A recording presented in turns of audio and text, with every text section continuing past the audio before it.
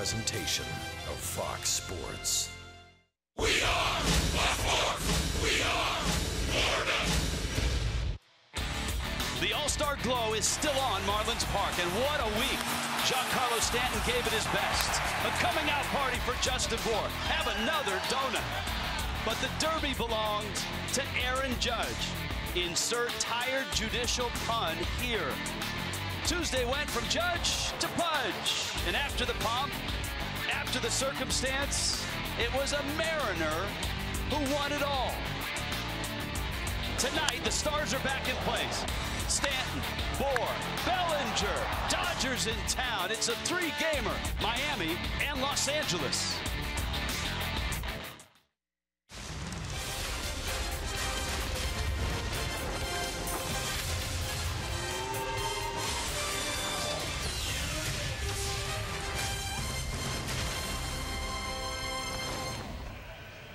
And they are back. All-Star break done. Second half begins. Dodgers in town. Miami and Los Angeles. Come on inside Marlins Park. Three-gamer this weekend. The gang's all here. Hi, everybody. Rich Waltz along with Todd Hollingsworth. Welcome back to Marlins Park. You can still feel that glow of the All-Star game here. I think it's the competition tonight. How about the Dodgers being in town? Best team in the National League, best record, lots of offense, lots of pitching, lots of home run hitters as well. Well, the Marlins have a few of their own. Power's going to be on display. Young power, that's what the Marlins have. If you go back to baseball history and you're looking for three young sluggers, Bour, Ozuna, and obviously Stanton. Most players under 30 with 20 or more homers. The Blue Jays back in 2000, the Reds back in 70, the Marlins in 17. Well, and I think about the story of this Marlins team here in the first half, the gelling of this team, recovering from May, and what you saw from Justin Bour in a slow April, bouncing back. The power started to play. How about Stanton moving to the 2 spot in the lineup and Ozuna moving up to 4, and everybody reacting this way to those moves. You got to see a lot of power. You got to see 70 RBIs from Ozuna. So many good things to talk about in the first half. You hope that the second half starts the way the first half ended. And in the first half, much of the attention, heck, most of the attention was focused on the bats. But Dan Straley followed up a really good 2016 with an outstanding first half. Well, maybe I'll say it this way. To me, he did in his way what Jose Fernandez was supposed to be atop this rotation. Dan Straley has pitched like an ace. He's been an ace. You see these numbers. Look at this. 17-6 with a 3.2 ERA, Rich. Are you kidding me? In 33 starts, that is absolutely Cy Young type numbers, and you see the opponent batting average again. So as I said, like Jose Fernandez would do with those incredible numbers, you see Dan Straley doing it his way and leading this rotation. He's got his hands full tonight. The Dodgers coming off a historically good first half. That sets the table for tonight. We couldn't have an open without a little Pitbull, a little Big G, and of course, the Judge.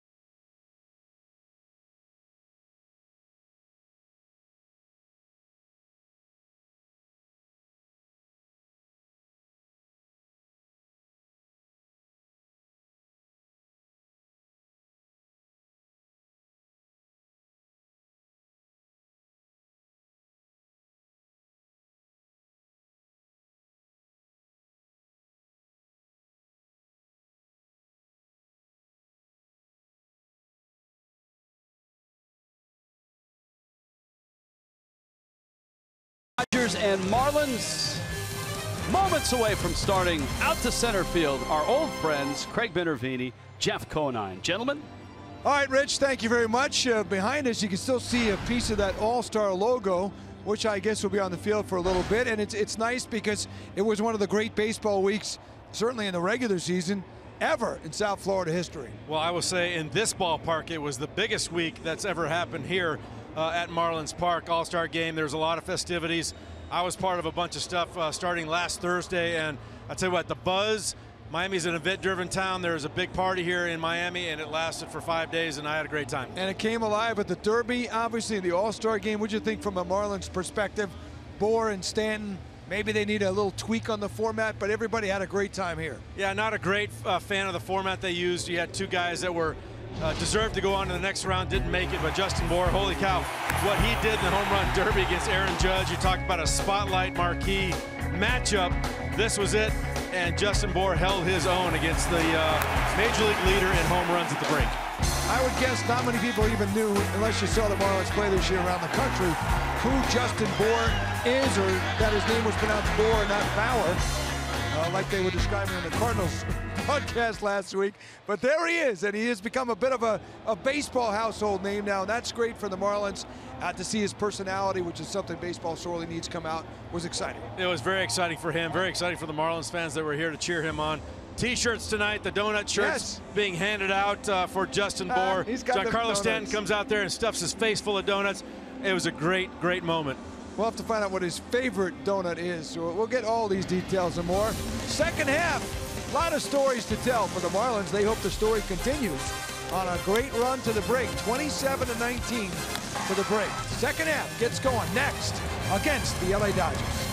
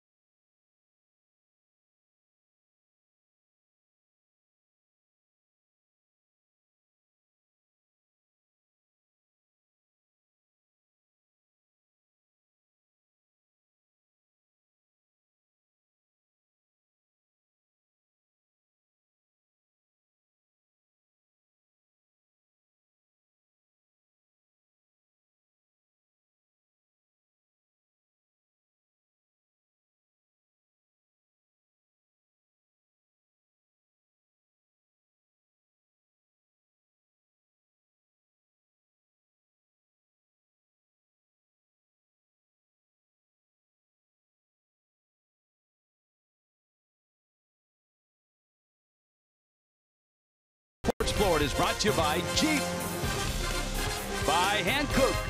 Chase down your passion, never halfway. By your local Toyota dealers, let's go places.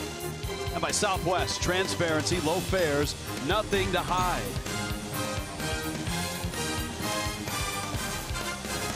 Clouds have kind of pushed past the Magic City.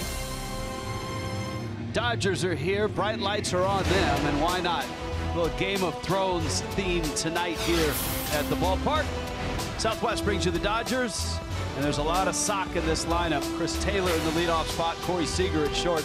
Justin Turner sporting a .377 batting average. Cody Bellinger and fine rookies at first. Logan Forsythe healthy now at second base. Jock Peterson in center. Yasmani Grandal, the former Hurricane, is the catcher. Yasiel Puig in right. Puig is hitting 8th. That tells you how good this Dodger lineup is that Dan Straley is going to face. Now making his 19th start of the season. Yeah, you start the second half with your best man, and Dan Straley was that in the first half. 3.31 ERA. He has been on a roll. Last 5 starts, all Marlins wins, 1.99 ERA. So the story of the Dodgers, I mean, you could talk about the rookie Bellinger and the young slugger Jock Peterson and Corey Seager at short, but this guy had a very good first half. That was a called strike on a fastball that came in and popped out of Real Muto's glove. Chris Taylor was some enormous moments for the Dodgers in the first half. Well, he's nearly played in more games in the first half than he's played in his entire career combined, and you see the numbers. And he rips one to left field to start the second half. Ozuna has it. Taylor a big turn, and this ball game is underway with a loud single from the Dodgers leadoff man. Here's your defense tonight for the Marlins. Well, it should be a familiar one. Saw it an awful lot in the first half. Ozuna, Yelich, and Stanton, Prado, Riddle, D. Gordon, Justin Bour, J.T. Realmuto back behind the plate for Dan Straley.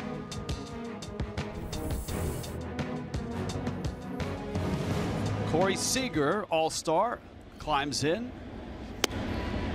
He takes outside. Seager, the young shortstop. National League Rookie of the Year last year, an All-Star last year. 3rd in the MVP vote, Silver Slugger, all of that. Not having quite that type of season, but still very good. Well, he's being overshadowed by his own teammates this year. It's really what's going on. So many big performers up and down this Dodgers lineup right now. Justin Turner, one of those guys who is leading the National League in hitting. Cody Bellinger, of course, leading the National League in home runs since he walked in late April into his rookie season. Taylor at first. Straley chases him back. It will be interesting to see whether Dave Roberts' Dodgers or Don Mattingly's Marlins have any sort of hangover from 4 days off. Baseball is such a routine sport. Liner left center field. Seager gets into it. Yelich in pursuit there, and he makes the catch. Any disruption to that day-to-day rhythm of baseball can always be a mystery as to who reacts the best. Well, and I think you have to watch the quality of play in this series really to determine that. I think that it's an easy fallback for you to say, oh, well, you know, you lost 2 or 3 to the Dodgers, or the Dodgers lose 2 or 3 right out of the gate. There's some sort of hangover. Both these teams were playing great baseball, and that's the bottom line. You have to look at the quality. You have to see what's going on out there to determine how both these teams are playing. Shouldn't just be based on results right now. And the Dodgers have been playing some of the greatest baseball in National League first half history. They walk in at 61-29. Turner takes a strike. And Dave Roberts' ball club, in terms of run differential, plus 163. That's 163 more runs that they've scored than guys like that have allowed. That's the best in National League history for a first half ever. That's amazing. That's a strike. Turner, who crowds the plate, turned into it. The home plate umpire says a strike, and Turner's behind in the count, 0-2. And just look at the numbers for Turner, an OPS of over 1,000. You see those 10 home runs, 8 of them have come recently. Pulls one foul. For the last month, 8 of those 10 home runs. So the power's starting to come around. I don't know that any player in this game over the last 3 or 4 years has undergone the type of transformation that Justin Turner has. And I'm not talking about the Game of Thrones beard. I'm talking about the fact that he was released by 2 teams, Orioles and Mets, was sort of a slap hitter in both of those places. And now he's turned into a powerhouse in Los Angeles. Well, he showed up to LA at the right times. A few years ago, they weren't the team that they are right now. We see it in the National League as the best record, just dominating all phases of the game. He was given an opportunity and ran with that opportunity. So, yeah, it was a work in progress. But again, he showed up at the right time. If he'd showed up now in the state that he was in, I mean, honestly, he'd probably be on the bench. Now he's hitting third in the most powerful lineup in the National League. And he lines that one foul. And that's a pitch right there. That's a good illustration of the different hitter that Turner is from when he was a Met. Well, he's able to defend the inside corner well. He, as you mentioned, crowds the plate, the leg kick. I talk about it all the time. You've got to get your front foot down before those hands are going to come through. So he's got to be able to defend the plate, and his timing is vital to his success, especially with that leg kick. Straley chases Taylor back. There's an out here in the first.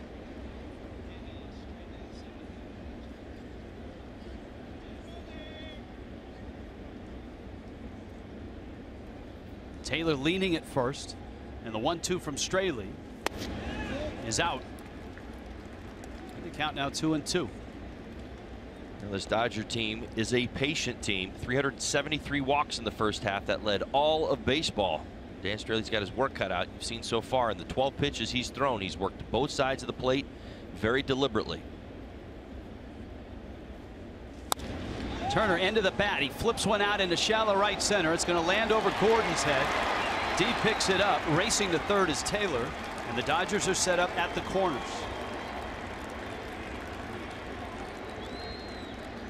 Good pitch, bad result. Well, 2-strike hitting.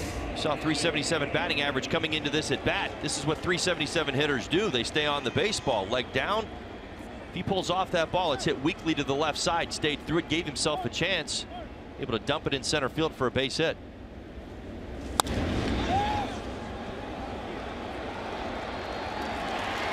with the high leg kick, very under control with 2 strikes. See a lot of young hitters today. They're still swinging as if they've got a 3-0 count or a 3-1 count. And Turner right there, he slowed everything down, give himself a chance. Now Bellinger, home run derby contestant, all-star in the outfield, 25 homers, 58 driven in. He turned 22 yesterday, 22, and no one's hit more homers in the National League than he has since he walked onto this ball club, and that was in late April. He did not start the year in the major leagues. Straley with the count, 1 ball and 1 strike. There's your home run leaders. Stanton, Votto, Bellinger right behind. April 25th is when he arrived. Yeah, more home runs than Judge. That's right. 25 to 24 as we enter play tonight. For Straley here, you've got a fly ball hitter, a lift and separate guy with a big swing in Bellinger. Where do you go to get a ground ball?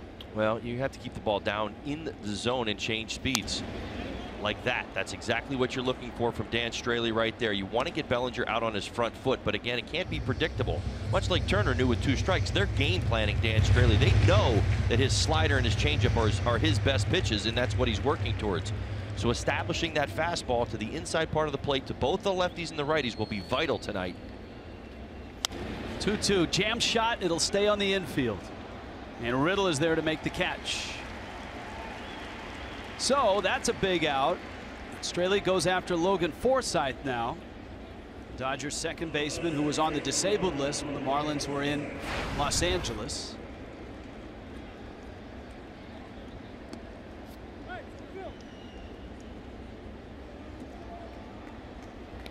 Forsythe not only at second base but also 5th in the lineup. He's got hitters like Jock Peterson, Yasmani Grandal, and Yasiel Puig hitting behind him. It's funny, I was looking at the Dodger lineup tonight, and it's those who are a little bit more aggressive in their approach at the plate are a little farther down in the lineup. I mean, you can compare the results.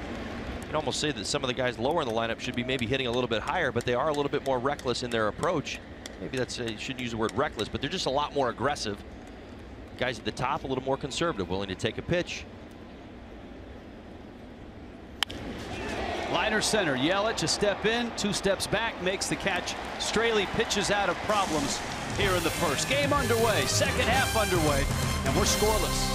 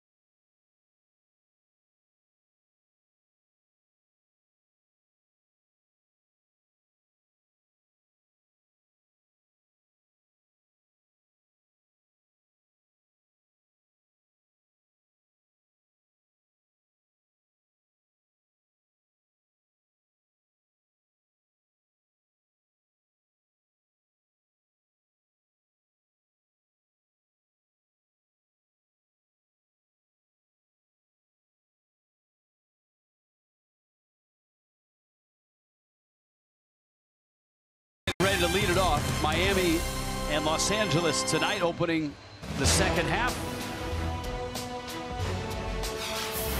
Miami's lineup brought to you by Southwest Airlines. Dee Gordon in the leadoff spot really had a nice close to his first half. An 8-game hit streak at 368. Stanton in the 2 spot, that's been a success. Yelich has started to heat up. Marcell Ozuna, of course, an all-star. Justin Bour, what a fine run he had in the home run derby. Martin Prado's at third. JT Realmuto, the catcher. JT Riddle is at short. Dan Straley hits 9th. And Brandon McCarthy is the Los Angeles Dodgers starter tonight. Yeah, 6'7". He's a big guy, 235 pounds, 34 years old, coming off his best first half, about 5 years. There you go, the AutoNation scouting report, fresh off the DL. Now, he did return just before the break, made a July 8th start, but he was dealing with some right knee tendonitis. Keep an eye on that tonight, see if it's an issue. Did pitch 6 solid innings against the Royals. Cut that out. His best pitch right now, cutter. You're going to see it tonight. He's using it. He's a sinker guy, but that cutter has been very big. In fact, he's actually throwing his cutter more now than his sinker because he's getting great results with it. 191 batting average against. Marlins tonight are going to have to capitalize against him. That's the other thing, Rich, that stands out tonight. Runners in scoring position, 302 batting average against him. When he does get in a little bit of trouble, particularly in the later innings, he can give up some damage. Count 2-1 to Dee Gordon. 14 hits over the 8-game streak. McCarthy misses outside. The Dodgers are deep, not only in pocket, but also in talent, in rotation talent. And they have used, or some will say abused, the 10-day disabled list, that new rule this year, a lot. McCarthy's been on it twice. Gordon muscles up, drives it to left. Taylor back, reaches, and he got it. He makes the catch, crashes into the wall. Chris Taylor. Boy, what a play that was. Now, certainly was. Dee Gordon got all of it, drove it as far as he could to left center field. This ball is crushed. Look at the route that Taylor takes. In fact, gave up a little bit of ground right there, had to work his way back over his left shoulder, but had enough space between his body and the wall to make the over-the-shoulder catch and, well, stay under control just enough to not hurt himself. Here is Stanton now. McCarthy with a fastball in, and it's 1-0. The Marlins don't have a whole lot of experience against McCarthy. Well, he did make a start against them earlier. The Marlins, they trip through Los Angeles, and he had a very successful start. 6 innings, 3 hits, 1 earned run. Marlins didn't have a base runner until 2 outs in the 5th of that ball game. Tons of sinking fastballs. That's really the one thing that's changed. Is he is throwing his sinker. He's also throwing his cutter. It's been a very good pitch. Marlins were a little over aggressive in that series and chased some pitches outside the zone. Talked to Frank Menachino about that today. What was the game plan going to be against Brandon McCarthy? Make sure that if he's throwing strikes, that they're in the zone, that they're not swinging at cutters and sinkers off the plate, and also staying inside the baseball. Very important today to get better results. That earlier start this year, only the 2nd career start for a guy that's in his 12th major league season. Against the Marlins, that is. Fastball is in, and it's 2-2. Manny Gonzalez is calling balls and strikes behind home plate. Jim Wolf at first, Mark Carlson at second, C.B. Buckner is at third base. There's McCarthy's numbers. He has had an injury-prone career. Stanton laser to left. Taylor's there, and he makes the catch. So the Marlins have hit 2 balls hard, and I mean hard, against McCarthy. Well, they sure have. Good approach, good swing so far. Let's take a look at the Dodgers defense for tonight's ball game. You saw Taylor out and left make a great catch over the shoulder. Jock Peterson in center field. Yasiel Puig over and right. Turner, Seager, Forsythe, Bellinger playing first base tonight. Grandal, and McCarthy on the mound. Now here's Yelich, a 4-game hit streak, which has pumped his average to 280. Sharp breaking ball for a strike. 359 on base. Slugging percentage is peaked over 400, right at 406.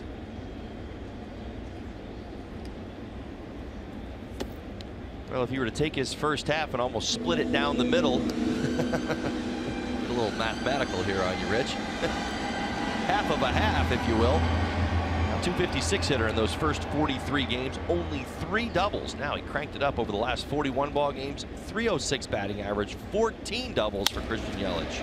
Yelich shoots one to left, extends his hit streak to 5 games, and gets Marcell Ozuna a first inning at bat.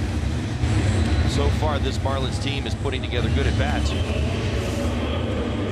Good approach against Brandon McCarthy. That pitch working its way in. That's the cutter, everybody. You see how it's hunting after Christian Yelich's hands. Kept his hands inside the baseball. The only way you elevate that pitch is by staying inside, pulling through to the inside part of the baseball, and going the other way. Bellinger and Yelich have chatted. First in here is Marcell Ozuna. Just about everyone feels that Ozuna was Miami's first half MVP.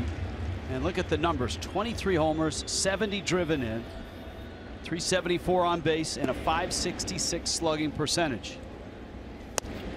Now proud to say he earned his way to the All-Star game. He was the best offensive left fielder in the game of baseball. If you don't believe me, look it up. Statistically, in baseball in the first half. And that's really satisfying for a player, a guy like Ozuna, a guy like Charlie Blackmon in Colorado. Ozuna, man, that's a bullet to left. 4 good swings. Were it not for the acrobatics of Taylor in left field, Miami would be on the scoreboard right now.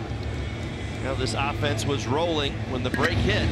Picking up good at bats, good numbers in San Francisco. 4 days so far do not look like they're having any kind of effect. Talking about that game plan against McCarthy for the Marlins, so far so good. Getting him out over the plate, being ready to hit, putting good swings on good pitches.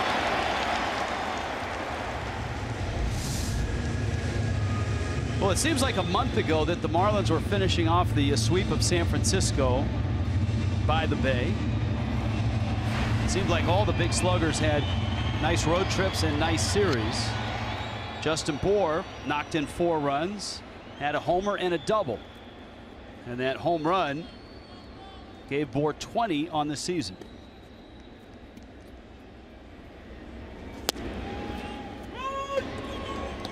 And a strike to Bour. Big night for Justin Bour.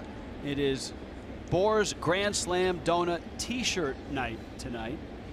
If you watch the Home Run Derby, you know that his timeout fuel wasn't necessarily Gatorade or Powerade. It was a donut that Giancarlo Stanton stuffed in his mouth.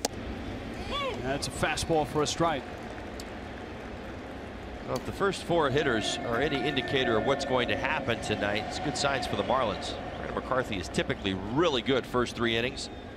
197 batting average against in those first 3 innings. It'll go up to 270 with a 423 batting average with runners in scoring position from the 4th inning on. So good things happening already for the Marlins. 0-2. Bour crushes one, but it's foul. I must say, those T-shirts may be the best shirt giveaway ever in recent memory ever that the Marlins have had. Ever. The donut on the bat over the shoulder. Admittedly, I have never in all of my days asked for anything like this. If I was his teammate, I'd say, where is it? I want to wear one tonight. High fastball. Bour strikes out. Miami comes up empty in the first. Dodgers and Marlins scoreless, headed to the second.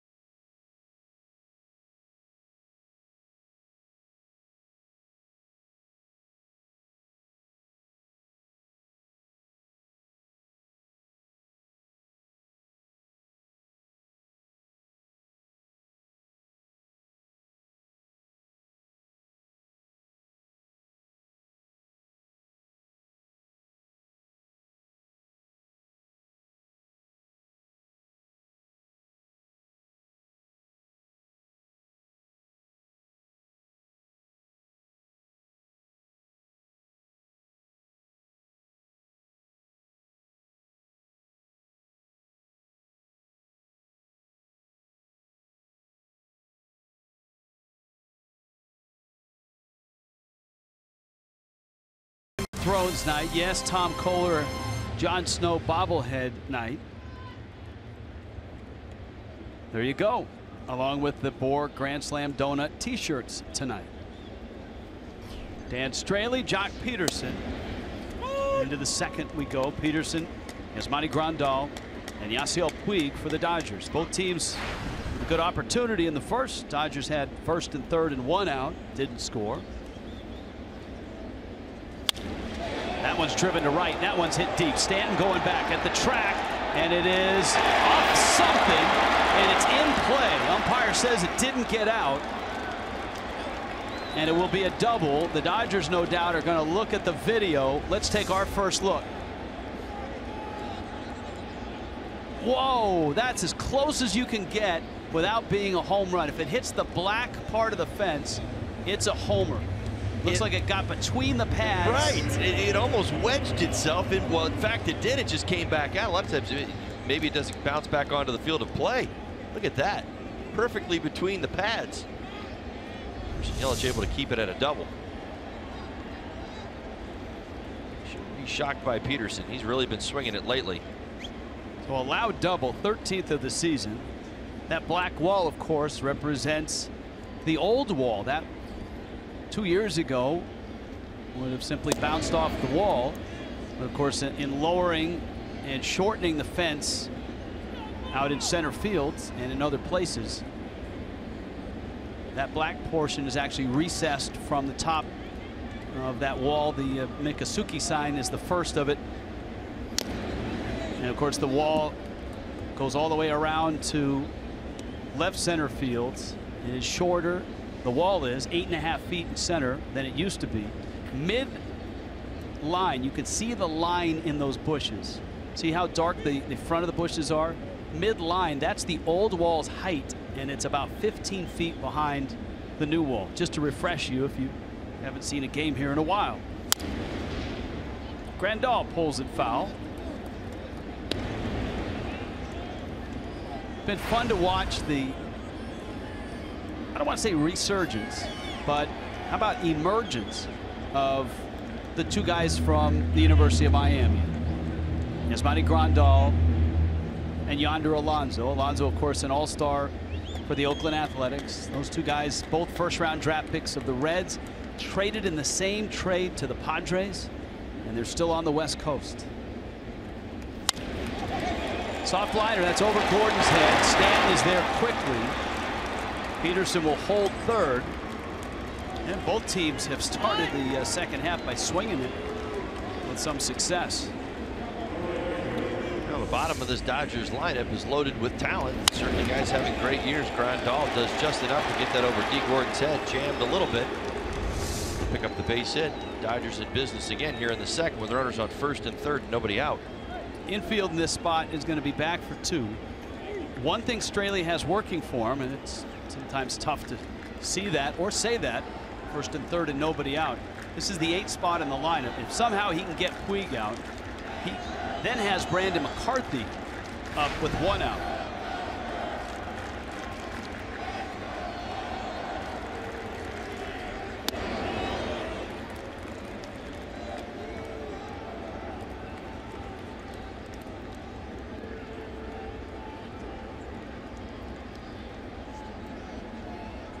Dodgers team over the last month, 8 players double digits in RBIs, 7 players double digits in runs. I mean, they have been cranking it out offensively.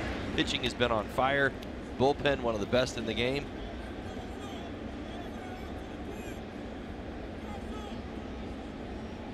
Walked over to the boys in the Dodgers booth today and said, okay, so what do you guys need? He said to me, we need a left-handed reliever. I said, anything else? No. We're good. I know. I mean, look. I mean, right. I mean, you look at this team. I was doing it, you know, looking at a lot of this over the All-Star break, this Dodgers team, and not a lot of holes. It's the best winning percentage in the National League for a first half since the 1986 Mets. Turner Ward, the hitting coach for the Dodgers. Line drive, caught before it hit the dirt. Prado makes the catch, And that's an important out for Straley. Well, that's the out that you were looking for. They weren't able to pick up 2, but they certainly were able to get Puig out. That's what you wanted. You didn't want to give him an opportunity to drive in that run from third. See the line drive just above the infield dirt for Martin Prado. Nice catch, but unable to get another out. Now, Brandon McCarthy at the plate this year is 1 for 20. How do you play it if you're Don Mattingly? How do you play it if you're Dave Roberts? Well, if you're Don Mattingly, you trust that Brandon McCarthy hasn't had a whole lot of success, and you try to find out what he's doing. Is he going to try to move, sacrifice the out, and move a runner up? That's my guess. You'll probably see him bunt right here. But again, watch Dan Straley, see how creative he gets. Yeah, there you go. That's what I thought you might see, as a good slider to start off the at-bat. Of course, the pitcher, he's just looking for a fastball. He wants to put it down. And this obviously a ticklish spot for the Marlins infield. Prado at third. I think for Dave Roberts, he wants McCarthy out of the way. He just wants to make sure that he doesn't make 2 outs. Now it's 0-2. And of course, if he puts this in play down the third base line, Peterson can mirror Prado as far as he comes forward. Well, it'll be a read by the Marlins defense, particularly on the corners. McCarthy out of the box if you can turn 2. He's got to get the ball in play first. See if he's bunting 0-2. Squares, bunts, and bunts it foul. And that's the strikeout. And so there are 2 outs, and it's up to Chris Taylor for the Dodgers. T-Mobile brings you a little unlimited baseball break. All right, here's the Dodgers, a partial resume. They were 3rd in the West on June 6th. Since then, all they did was rip off 26 of 30, and now have a 7.5 game lead over Arizona. I think that's the biggest tell on how good the Dodgers have been in the first half. It's the wins and everything else, but the Diamondbacks and the Rockies have been 2 of the biggest stories in baseball in the first half, and they have a 7.5 game lead over the Diamondbacks. A chase by Taylor, and that's strike 1. Preying on that first pitch aggressiveness. Good slider right there. So Straley pitched out of first and third and 1 out in the first. He got Bellinger to pop out, Forsythe the line out. Peterson doubled to open the inning. Grandal singled. Puig lined out. McCarthy struck out. But Taylor has had big hits all year for the Dodgers. And he went. You can hear the home plate umpire, Manny Gonzalez. So it's 0-2. That slider we've seen so far in this at bat gets more swing and misses for Dan Straley than any other pitch he throws coming into tonight. 88 of them. More than his 2-seam or 4-seam fastball, even more than the changeup.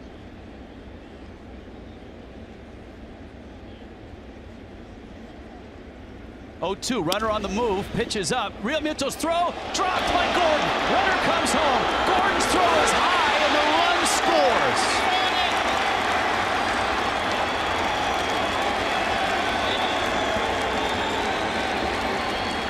My goodness, the Marlins had the runner absolutely nailed. Gordon mishandled the throw and then threw wildly to the plate. Well, the Marlins sniffed it out and did a good job of recognizing what was going on with 2 strikes on the hitter. Just did not execute.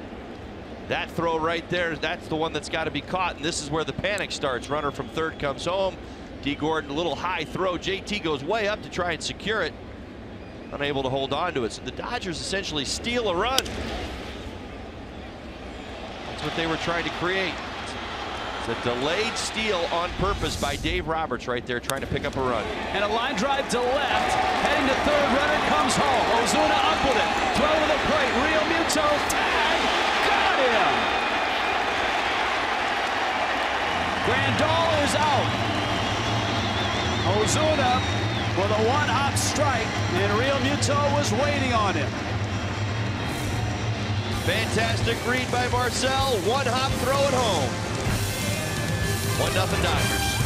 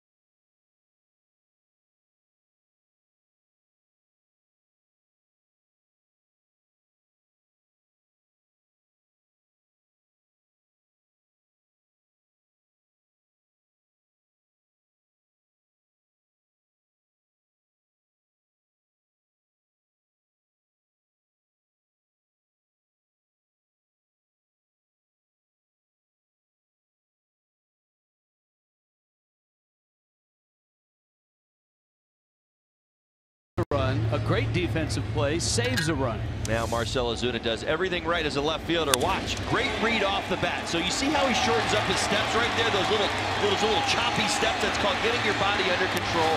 He picks his line to home before he ever fields the baseball. Watch this, and then he knows he's got time. Yasmani Grandal, not the fastest of base runners.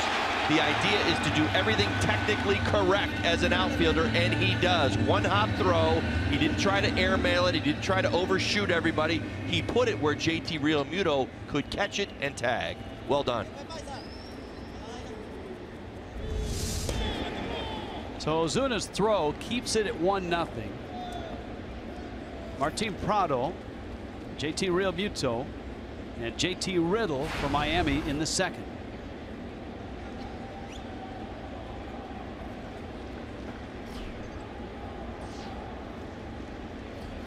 As of right now, the scoring on that play is an error on D. Gordon, but only one.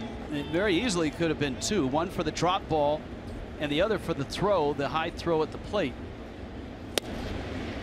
That's a strike. But the feeling is that the high throw at the plate, while it didn't get the runner, it didn't cost the base from first to second.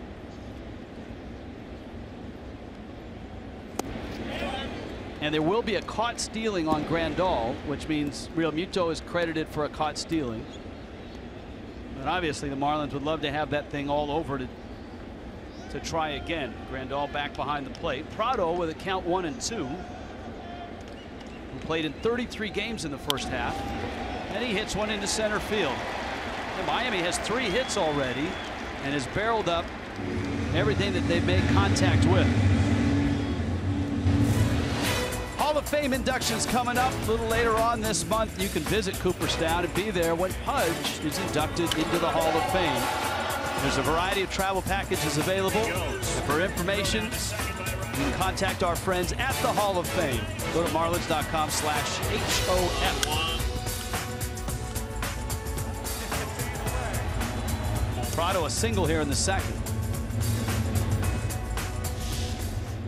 A really nice approach by the Marlins hitters tonight. Frank Menachino's game plan, executing it so far this first time through. Let's take another look at the Martin Prado swing. This is the two-seam fastball. It's working its way in. Look at the swing. Look what he's doing. Again, much like D. Gordon in that great swing his first time up, Martin Prado cuts it off and beats it to the spot. Line drive base hit to center field.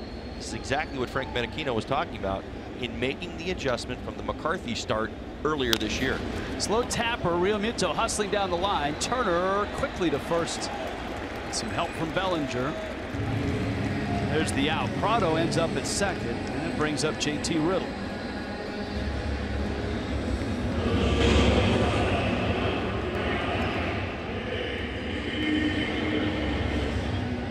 Among surprises of the first half for Miami, you have to include JT Riddle, who of course was a long way from the big leagues, even though he was in AAA. He had two guys in front of him, Miguel Rojas and Adeiny Echeverria, when the season started. Well, I think when you look at JT Riddle's first half, you say, well, those numbers are okay. I mean, what do you, 290 on base percentage? Well, you also have to consider the learning curve. I've talked about hitting in the A spot. It is the toughest thing to do in the National League. JT Riddle's been down there for a long time, certainly because of the talent in this Marlins lineup. You see his 8-game hitting streak. He's struggled. He's bounced back. He's put up great numbers for an extended period. He's struggled again, and he's hot once again. So good signs. He's being able to make those major league adjustments. McCarthy knows that he's got the pitcher on deck, and he sent that one off the plate. Riddle took a poke at it and fouls it off. And that's the cat and mouse game of the 8 spot. Well, especially with a runner in scoring position. We did talk about McCarthy and sometimes the struggles he'll have when he's got the pitcher up next, like Dan Straley, who doesn't have necessarily the best of numbers as a hitter. He's got a little bit more leeway with Riddle. JT fouls it back. And of course, I was talking about Echeverria and Rojas. Well, little did Riddle know that within a 2-day period, Rojas would break his thumb, Echeverria would hurt his side, and Prado would rip his hamstring again They were all out, and Riddle found himself getting ready for his first night coming back into the big leagues. Fastball in. Remember, he opened in the big leagues, but was sent down after going 2 for 21. He arrives back up, and of course, in batting practice that night, he takes a ball off the finger of his throwing hand. He can't play that night. D. Gordon played shortstop. He swings and misses at a breaking ball down by his feet. And that's a big out for McCarthy. Now he's just got to get Straley. One more thought on Riddle. He's been brilliant defensively, and that's the one thing that has been consistent in the first half. Offense at times up and down, but boy, oh boy, that glove has been, I think, a lot better than most people expected. Hit the catcher with the bat.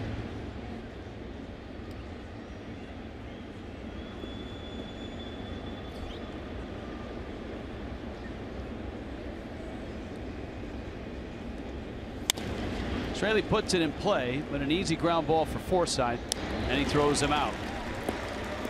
Miami leaves another in scoring position, 1-0 Dodgers.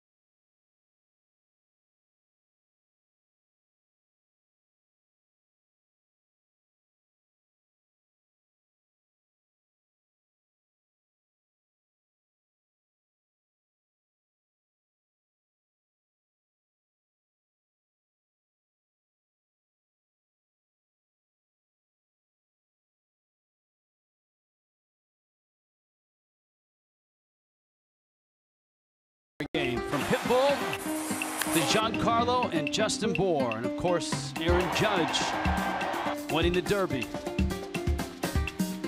Opening ceremonies, national anthem, all that just terrific. Even some dugout hijinks. How about a little selfie, Joe West? Nice work, Nelson Cruz and his teammate Robbie Cano with a game winner in extras. Here it's 1-0 Dodgers, top 3.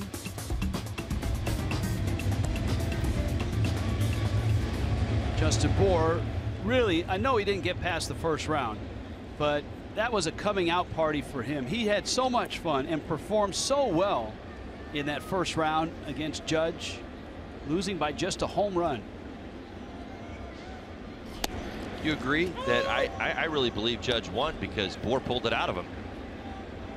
Well, he set the bar so high. I mean, right? I mean, what an incredible round that Justin Bour put up there. A lot of people thought that would be the case. Little tapper. Seager's out at first. Bour got in a groove, and we talked about it. He's got a short swing. It's not complicated, and he just ate it up. Able to get himself into that slow motion so much. Honestly, the best part was watching him enjoy it. Living in the moment. There it is. That's the timeout donut. Well, he endeared himself to fans, not only here in Miami, but across the nation. If you don't know Justin Bour, you do now. Look at this guy, proud to wear that t-shirt. There it is, Grand Slam Donuts. Love the shirts.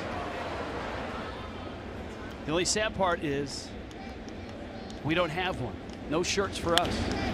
Fastball pop up, right center, shallow. Yelich is there, and he makes the catch.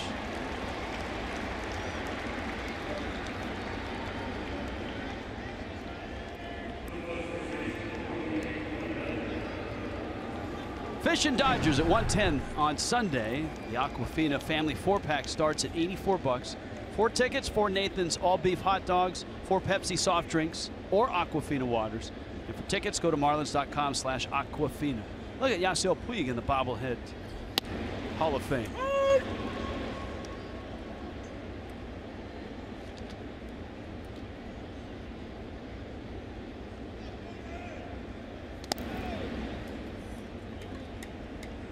Bellinger takes one in the dirt. So the kid has turned 22 now. Chandler, Arizona. His dad, of course, pitched to him in the home run derby. His brother Cole, terrific ball player as well in Arizona.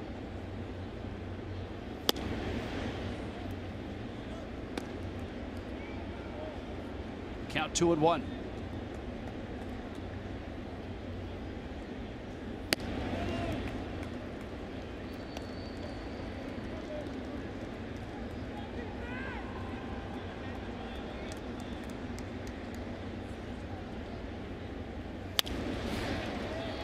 That one gets through between Riddle and Gordon. And if Bellinger has just an average second half, he's still in a position to join that long line of Dodger rookies of the year, which include you. He's definitely got it going on. Swing right there on a 3-1 changeup. Stayed through it, short to long. That's the one thing I see about his swing. Everybody sees that grand, that long finish that everybody loves, hands high, way over his head. But you realize how short and compact his swing is through the point of contact and then the finish. And you saw it right there on that 3-1 pitch.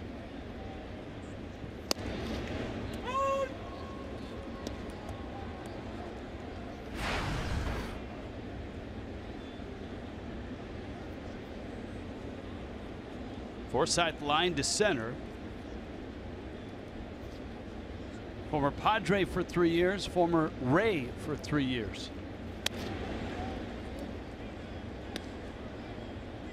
A ball and a strike.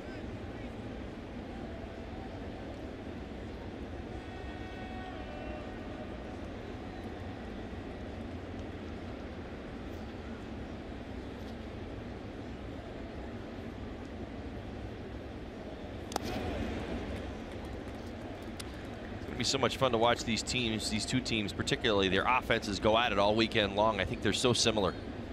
I think that even early on for the Los Angeles Dodgers, it was a lot more about the pitching. It was maybe a little bit even about the relief pitching, if you want to go there. They had a good offensive team, but the question was, how good were they going to be? I think the same would be said about the Marlins after May, really cranking it up. And right now, both these offenses are just rolling top to bottom. And both managers were on their best behavior when the lineups were presented at home plate. I know it was a while ago, but that series in Los Angeles drew contentious after a Dodger was hit. Ross Stripling threw behind Giancarlo Stanton, and in the ensuing bench clearing, not a brawl but contentious meeting, it was Mattingly and Roberts who were the most vocal, and that was where the emotion really bubbled over, was the coaching staffs and not necessarily the players. Don Mattingly's going to do everything to protect his Marlins, and I think we've seen Dave Roberts do very much the same thing this year in the first half. A few different times go to protect his Dodgers. Bob Guerin, the bench coach for the Dodgers, very vocal in that, and that was the guy that Mattingly went after. That one fouled out of play. But it's water under the bridge. It's baseball. And here are the Dodgers and the Marlins starting the second half in Miami. You can even see some players with a little grin on their face. But look at Roberts and Mattingly and Guerin going at each other. Pick off at first, run down, Straley's tag, and he's out at first. Bellinger picked. Nice work by Straley. And the Dodgers' third ends like this. 3, 4, 1.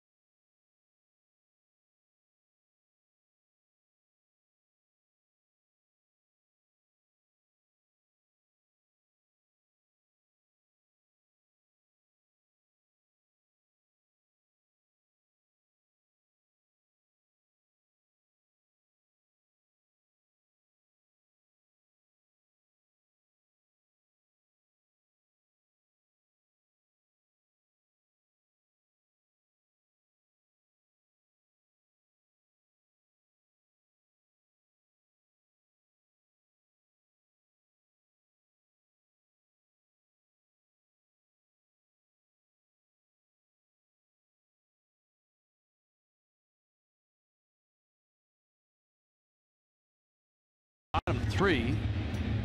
Miami's made some solid contact, but no results yet.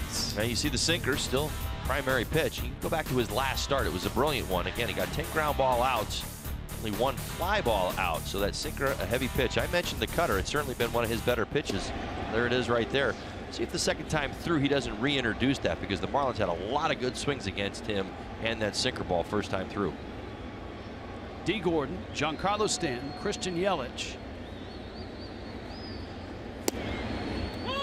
Sinker apparently catches the knee. You can hear Gordon quizzing Manny Gonzalez.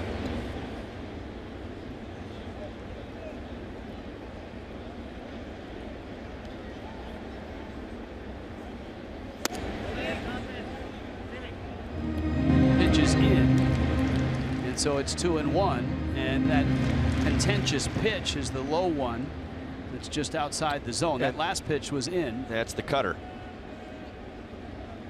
The Marlins have done a good job of laying off pitches outside the strike zone so far tonight. Good at bats. That was the problem in part.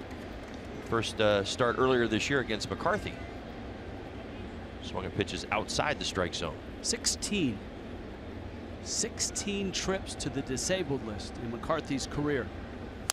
This is his 12th season in Major League Baseball. 2 of them this year, and some feel that that 10-day disabled list has helped. And of course, the most scary was 2012 when he was hit in the head with a line drive while pitching for Oakland. I believe it was Eric Ibar that hit it.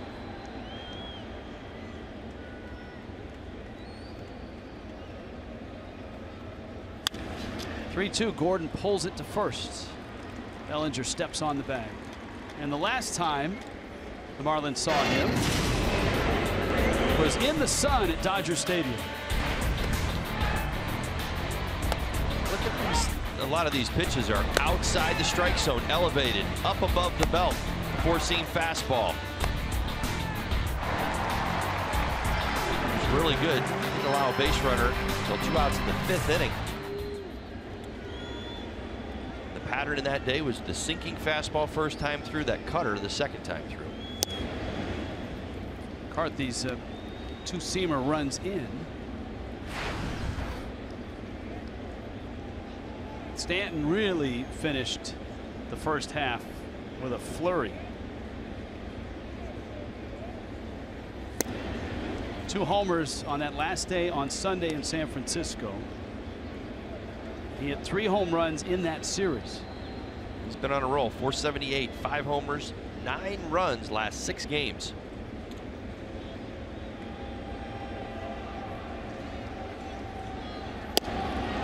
Pitches in and it's 3-0.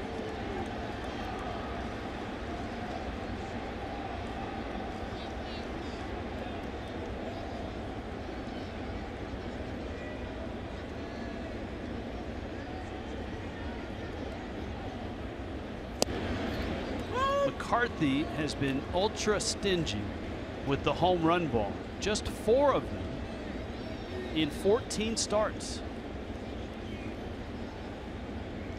Combination of a sinking fastball and a good cutter. And he walks him. Stanton's aboard. Miami's had traffic on the bases now in all 3 innings. We got Yelich and Ozuna, their second look at McCarthy. They both had base hits in the first inning.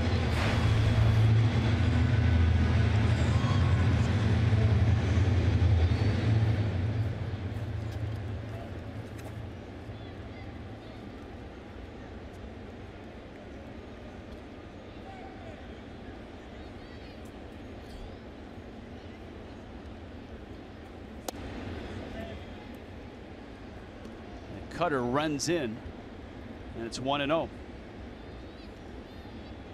So Yelich's hit streak is now at 5 games. The average, the on base, and the slugging keep climbing.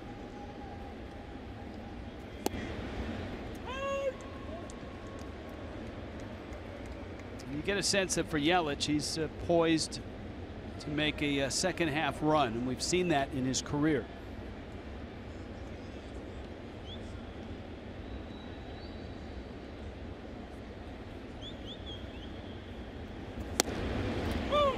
Strike.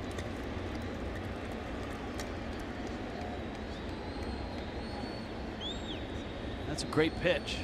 McCarthy does a lot of his heavy lifting down in the lower third of the strike zone. Gets a lot heavier down there, doesn't it? Sure does. Yelich stopped there. Bellinger whips it to short. Seager to first. That's quite a double play by the Dodgers. Kid's got a nice glove as well.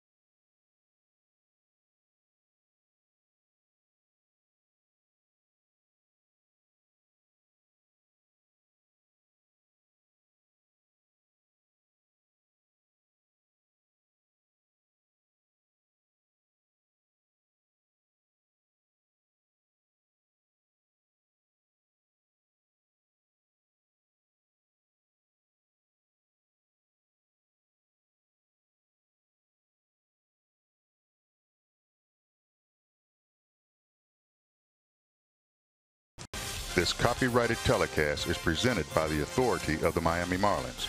It may not be reproduced or retransmitted in any form, and the accounts and the descriptions of this game may not be disseminated without the express written consent of the Miami Marlins. In Miami tonight, second half starts in Major League Baseball. Dan Straley is trailing the Dodgers 1-0. He misses up to Logan Forsythe. Jock Peterson, yes, Monty Grandal, all lined up for the fourth. Cody Bellinger was picked off at first to end the third. Forsythe in the 5 spot, line to center. His first time up, fouls that pitch back and out of play. The Dodgers are the National League's best, and the run that they've been on, having won 26 of 30. That's quite a run for the Dodgers. The last team to do that was the Dodgers, managed by Don Mattingly back in 2013. Well, they've won 6 straight. The All-Star break. Center field, Yelich, shy of the track, has it. And out here in the fourth. If you can't catch the game on your television, you can stream it live on your mobile device with Fox Sports Go. Download the app, take Fox Sports Florida and Marlins baseball with you wherever you go. Jock Peterson. Here's something to think about with Straley. Now, as a Marlin, he's pitched in 1/2, a little more than half of the season games-wise, but the first half. If you take his second half last year with the Reds and add his first half with the Marlins, you get 33 starts. And the numbers you get, 17-6 record and a 3.21 ERA and a whip of 1.091. That's a really nice run of consistent starts. In the air, Peterson. Stanton is there. And he makes the catch. I guess my point is, he's the same guy he was last year, and that's a great sign for the Marlins. I think Dan Straley is smart. He understands this ballpark. He understands his game, Rich. And I really think over the last 2 years that Dan Straley has figured out what it takes for him to succeed. He hasn't set the standard like he needs to throw harder any longer. He's not chasing 93 miles an hour on his fastball. He's become a sequence pitcher who knows what his slider is going to do, how to add and subtract, how to use the changeup, how to throw behind an account. And at times, we've watched him do this here in the first half, get himself out of trouble. Back to those first couple innings, this game could very easily be 4-0 Dodgers right now, and it's 1-0. Pitched out of first and third with 1 out in the first. All but pitched out in the second and third, and nobody out. Were it not for an error behind him, it'd be scoreless. Prado is there. A 9-pitch 4th inning for Dan Straley. 1-0 Dodgers.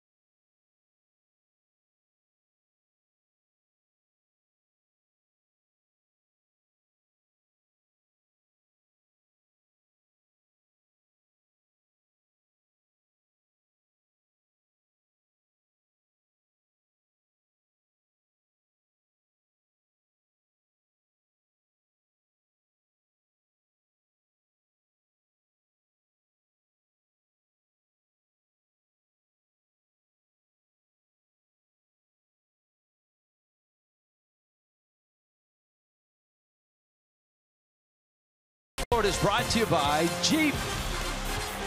By Supercuts. Save time. Check in online with our mobile app or at supercuts.com, and by your South Florida Chevy dealers. Downtown Miami, Dodgers a 1-0 lead. Second half starts tonight. 3-gamer starts tonight. And Dodgers and Marlins in Miami, and a Dodger fan. Not a Dodger dog, but some ice cream going on. And you've got Brandon McCarthy and Dan Straley dueling right now. Yeah, this worked out for the Dodger All-Stars. They were able to come into town, enjoy the All-Star game, and obviously stay for the series against the Marlins.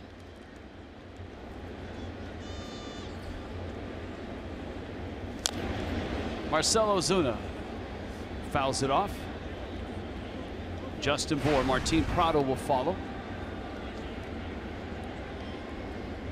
Ozuna single back in the first. Marlins had a frustrating first inning. D. Gordon hit a ball, a liner to the warning track and left. Chris Taylor made somewhat of a circus catch. Stanton hit a BB of a line drive right to Taylor in left for the second out. And then line drive hits from Yelich and Ozuna. Bour then struck out. Marlins had a leadoff single in the second. Martin Prado got to second with 1 out. But he died there with Riddle striking out, Straley bouncing out. A walk to Stanton with 1 out in the third, and a double play by Yelich erased him. Breaking ball pulled, almost ate up Turner, resets himself, and that's close. He's out. Ozuna trying to sell it, put the hands up, got a smile going on, and there's 1 out. Yeah, that would have worked a few years ago, not any longer. And first. Interior of the glove. It almost comes through the glove.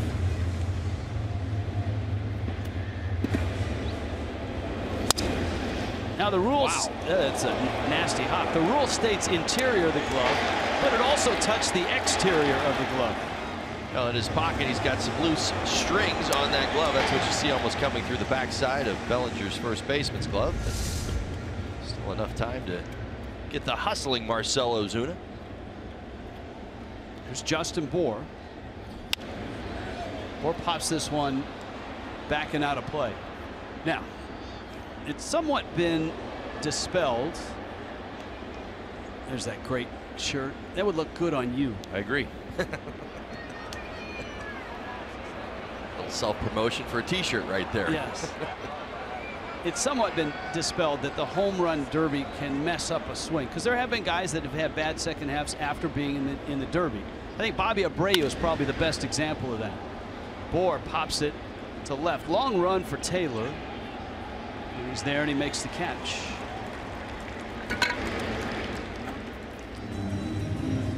South Florida Honda dealer. Very happy to present quality pregame show at 6:30 tomorrow night. Craig Minervini, Jeff Conine. Get you ready for Saturday Night Baseball, kids. An all-star in Alex Wood. Jose Urena.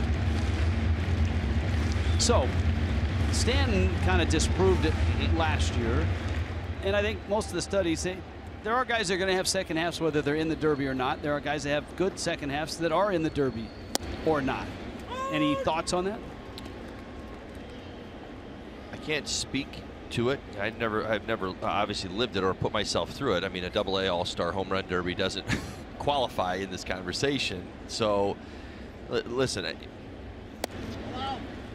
I remember what Bobby Abreu went through, and I remember watching him, and I remember thinking that, but it's hard for me to believe that a slump can be initiated from a home run derby. There's time after the derby. I mean, unless there's some element of fatigue, or we're talking about an injury that was created by the derby, well, then maybe that's a possibility. Prado, that's a blast. Left center field and deep. It goes to the wall. Prado rolling to second with a 2-out double. Ninth double in his 34th game.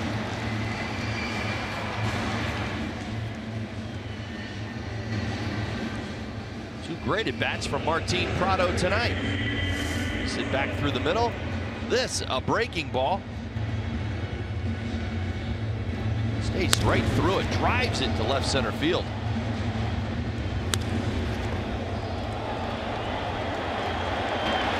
almost like he was looking for that breaking ball in that spot. A nice swing of the bat. 2 for 2. Now Real Muto bounced to third, back in the second.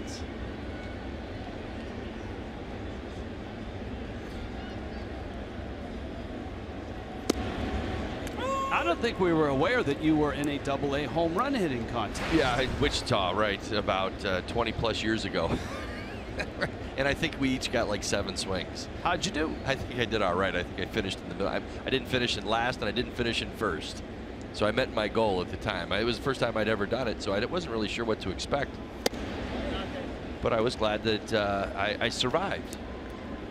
And I didn't try to, well, that's not really true. I do remember trying to hit them pretty much every one to right center field about as far as I could. But, you know, I think I hit like 3 or 4. It's a good hitter's park. Lawrence Dumont Stadium in Wichita. But again, I just find it hard to believe that a prolonged 2.5 month slump. Ground ball, base hit center field. Real Muto knocks home Prado, and Miami has tied the game.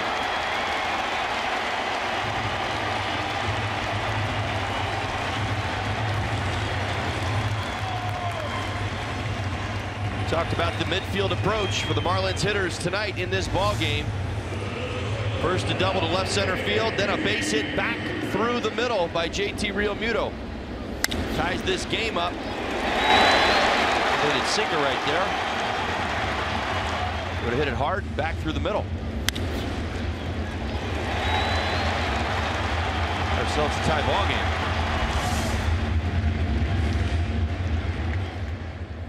There's your July numbers. Real Muto behind Bryce Harper and the red-hot Domingo Santana. And your McCutchen and JT Riddle on that list as well. 8-game hitting streak for Real Muto now.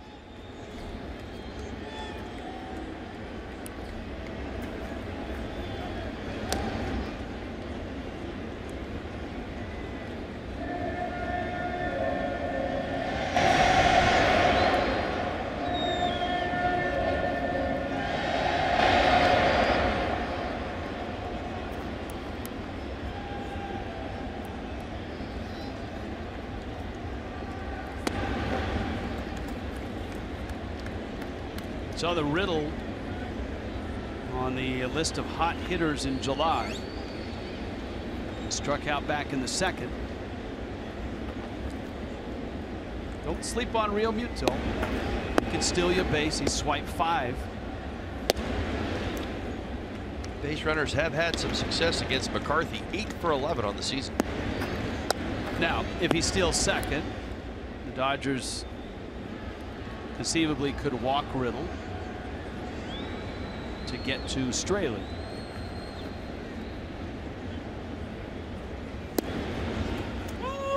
McCarthy spins one in there for a strike.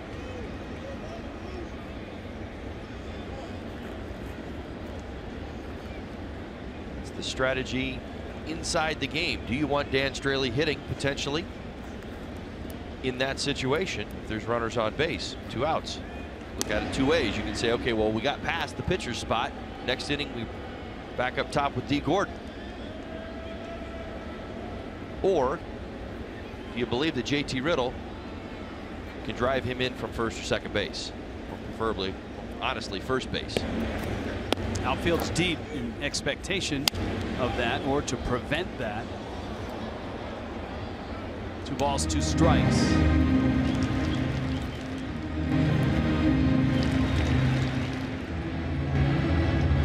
All-Star logos are still present. Good to see. Like it.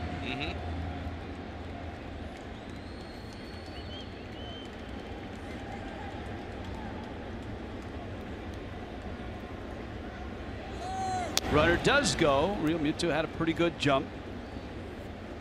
It stays at 2-2. Baseball back in swing tonight. There's the jump.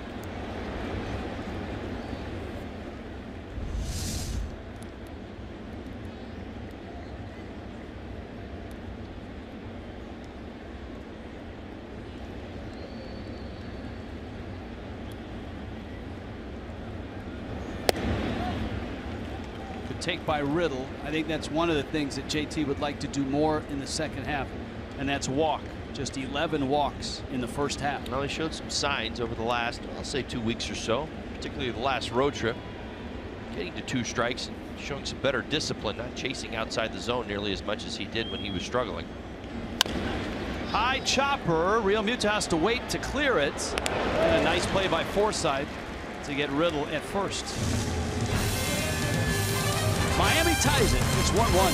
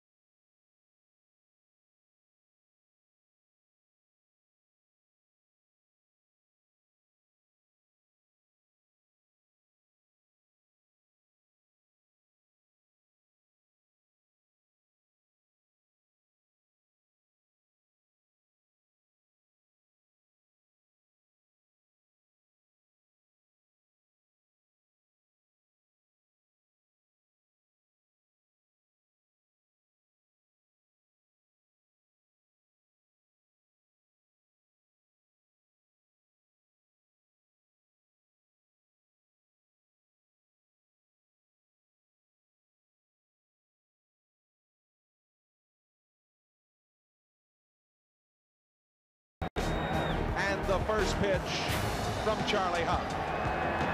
Strike on the inside corner. That's the way to start a ball game. That first pitch thrown in 1993 in early April by the man with me, Charlie Huff, who of course had a long tie with the Dodgers in the 70s and Texas in the 80s. But you had a great Florida tie because you went to school here, high school down in Hialeah, and good to see you, Charlie. Thank you. It's great to be back. You know, it's been a long time. This is my first week seeing this stadium from the inside instead of just driving by. Yeah. 25 years ago, this Yasiel Puig, wow. He crushed that one for a home run, giving the Dodgers the lead. You've seen that a few times from Yasiel Puig. I have seen it more than a few times. He's pretty good. Charlie, let's talk about the early days with the Marlins. How did it come to be after all those years in the big leagues, 23, that you wound up with the Marlins? Well, I was a free agent after a couple of years with the White Sox, 45 years old, and my agent called me and he said, would you be interested in playing in Miami? And as soon as he said that, I was like, you got to be kidding me. You know, I know it was expansion team coming up. I'm 45, pretty good chance I wasn't going to help a pennant contender at the moment. And you know what, it was as good an experience as I ever had in baseball. Really? That's saying something. Yeah.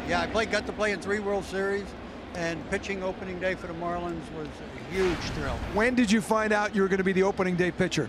Not until fairly late. I think they were trying to figure out if I was going to be up to it, you know, if I was in good enough shape, and you know, thankfully I was. And for 2 years too, how'd you feel? I mean, you won 14 games for the Marlins, so teams obviously didn't win a lot of ball games. Well, it was tough. You know, the first year I pitched pretty good, but the second year my leg was so bad. Almost as soon as I retired, I got a new hip put in.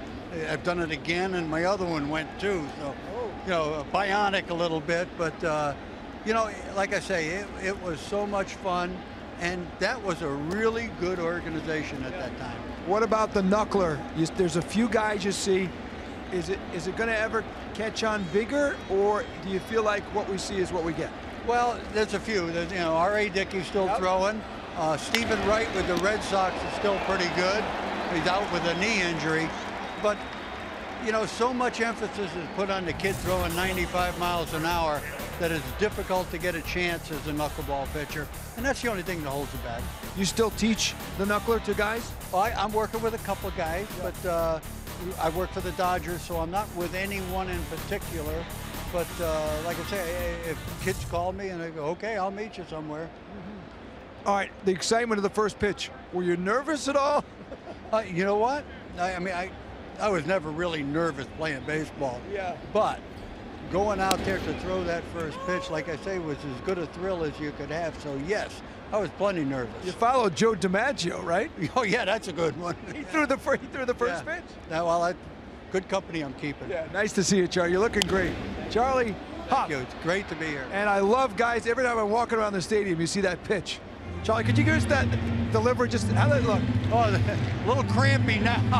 Arm, the way you extended, like how would the pitch? Yeah, I like it. The handle just like that. Love it. Yeah. All right, Charlie.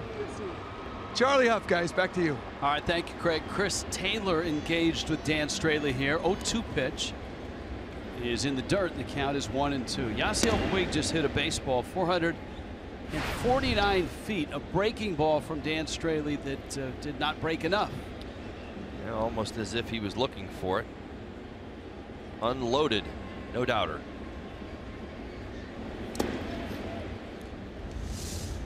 Take a look at it again. Dan Straley does not throw many breaking balls. Curve balls, let me correct that. He does throw his slider an awful lot, but that is a curve ball. Gonna work ahead in the count. Yasiel Puig says left it up a little bit too high, and he saw it. Plain and simple. The unfortunate part about that is that the Marlins have just tied the ball game 5 minutes ago. Well, as we said earlier, when Yasiel Puig is your number 8 hitter, you got a great offense. Line drive Prado, he's had a couple this inning. And that'll bring up Corey Seager now.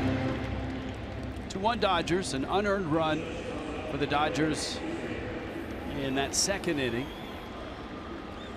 And a very earned run here in the fifth. 449. That is a earnest run for sure. Seager on an 0-for-2 night.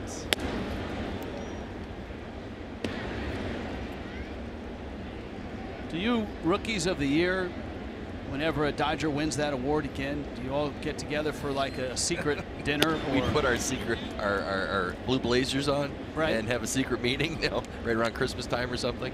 No. Teach Corey Seager the handshake? Right, the secret handshake. The one that Steve Sachs had trouble right, no. mastering? I will say, I do certainly recognize and played with early on in my career the expectation that comes along with that award. And I think that's maybe the way to really kind of even express to the Marlins fans. Just when you're a Dodger and you're that young, I mean, you kind of know that the Rookie of the Year is a meaningful organizational award that has been won by many guys before you, and you've got a chance to do something that those before you have done. How many Rookies of the Year were on the team that you played on? Because you were 5 in a long line of Rookies of the Year. Line drive foul. 5 on my the year I won was 5. You had Hideo Nomo, Raul Mondesi, myself, Piazza, Karros. That's everybody. Me and me, right? 5. It's amazing.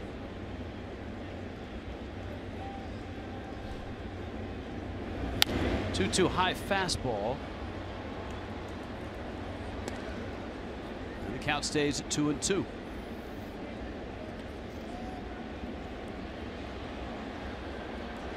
Weekend series starting tonight. Second half starting tonight. To admit, Rich, I think the thing that surprised me on our trip out to Los Angeles, you and I were kind of getting our rhythm down and our timing as we were out in LA, and we were walking in. I looked up and we were kind of doing the Rookie of the Year thing together. And I'm surprised at the time between me and Seager. To right, it's deep and it's gone, way gone. Corey Seager with another solo homer, and he and Yasiel Puig have made it 3-1 Dodgers.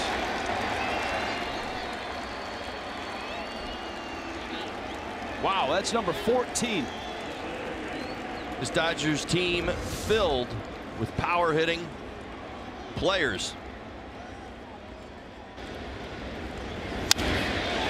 129 home runs on the season now. Another breaking ball up in the zone. Seager having a tremendous follow-up to his Rookie of the Year season. 16 home runs allowed now by Dan Straley on the season. 2 tonight. Turner takes a strike. Turner's 1 for 2.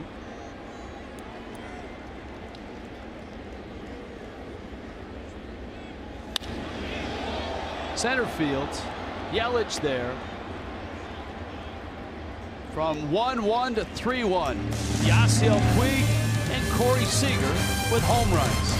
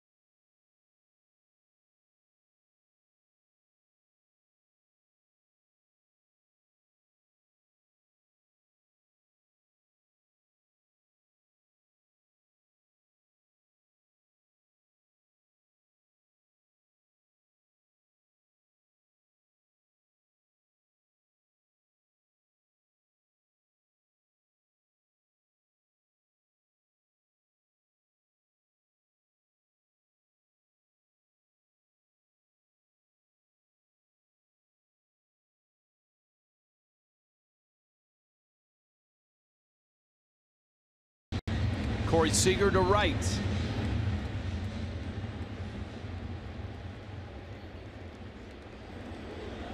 Well, this game is only halfway through, and it looks like Dan Straley is done. Because Ichiro is in the box. This is Straley's spot.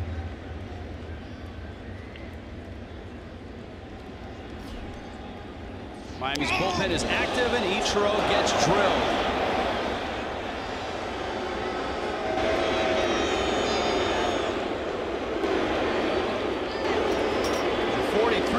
None too pleased.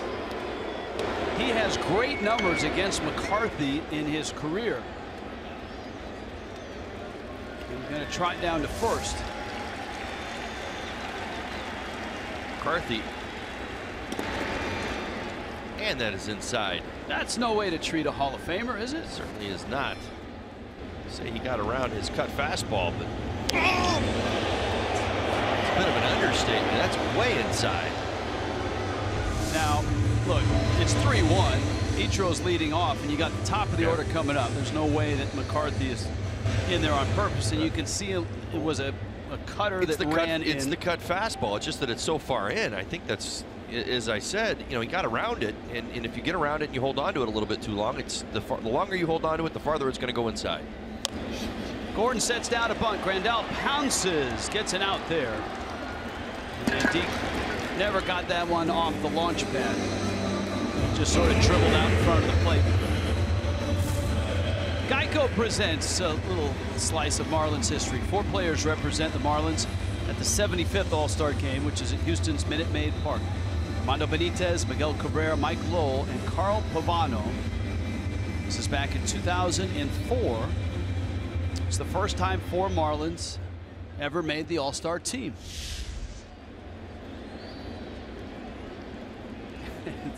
Ichiro got hit on his right leg, had to slide on his left leg, And for all of that, he's back in the dugout.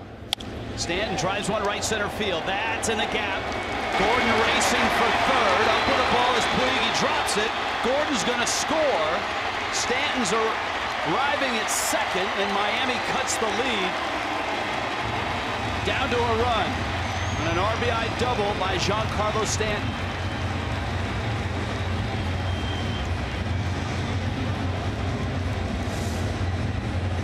Great swing by Stanton. Stay through the baseball against McCarthy tonight. That's how you get your elevation. The Puig goes to the bare hand, struggles with it. That's going to allow D. Gordon to come all the way around. Risky proposition sometimes as an outfielder. You go to that bare hand if that ball's still moving. So the Dodgers strike quickly for 2 in the top of the inning. Miami has one of them back. And here's Yelich with Ozuna on deck, and McCarthy gets a low strike. It's 0-1.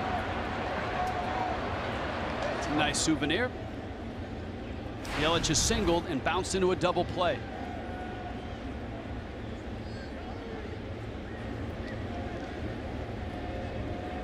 Eight hits for the Dodgers, 6 for Miami.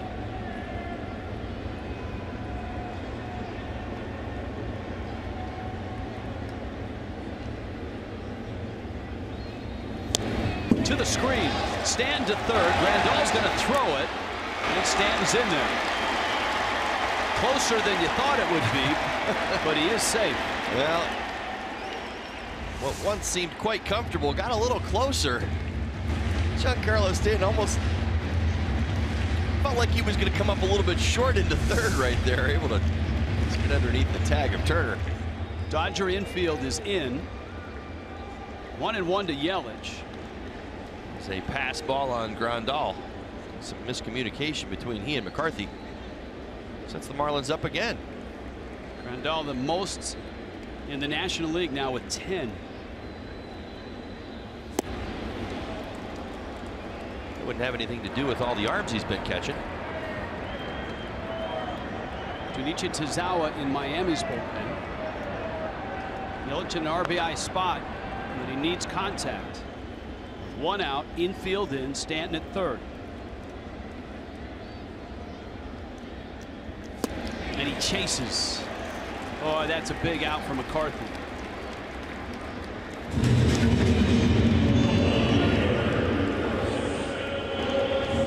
Nothing about that last pitch didn't really made a whole lot of sense. Watch Grandal.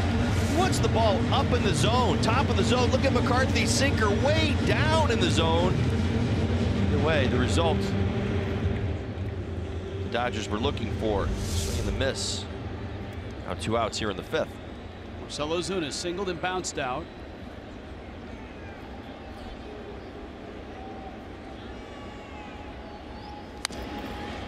And he hung one. Ozuna pulls it foul. This is the situation we talked about so much in the first half with Marcell Ozuna. At third time up. I'm going to double down. Runners in scoring position at 2 outs. Now has his batting average on the season up to .395.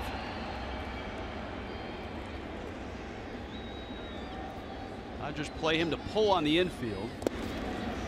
And Grandal has to capture that one before it gets by him. McCarthy has struck out 3. He's walked 1.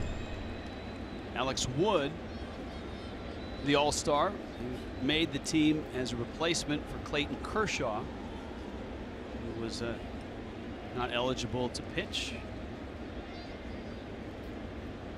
was named as well. McCarthy really staying in on Ozuna, which is fine if you can keep it in, but he has the bat speed, the hand speed to get in there and do damage. Well, it depends on Ozuna's directional approach. Is he looking to pull or go the other way? So many times with two outs, he looks to go to right field. And that's McCarthy not wanting to give in. He is staying well in and well down.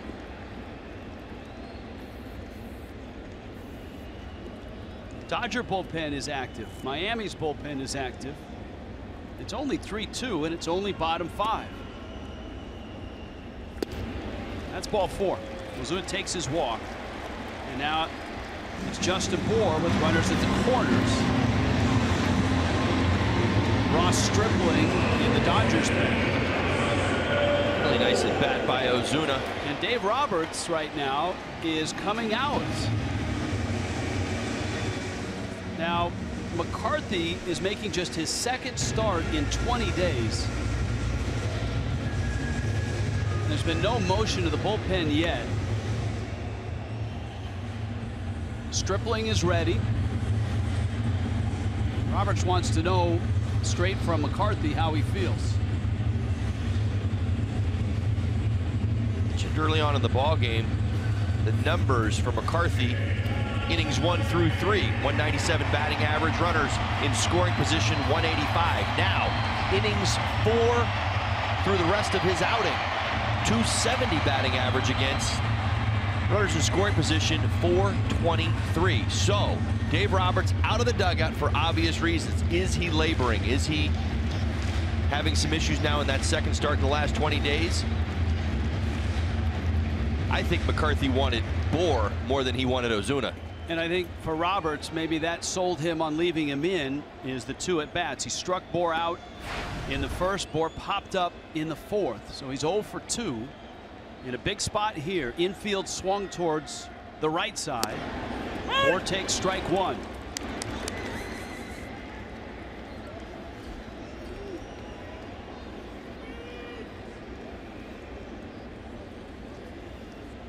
That left side wide open on the infield.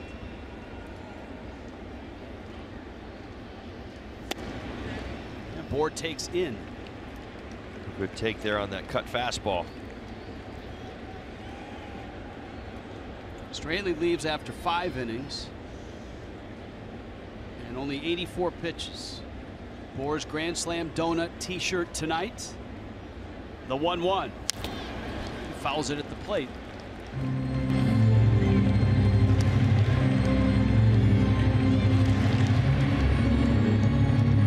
Dodgers really convinced Justin Bour will pull 2-seam fastball from McCarthy or the cut fastball. You see how they're playing this. Three infielders on the right side. Logan Forsythe really swung over. And in shallow right field.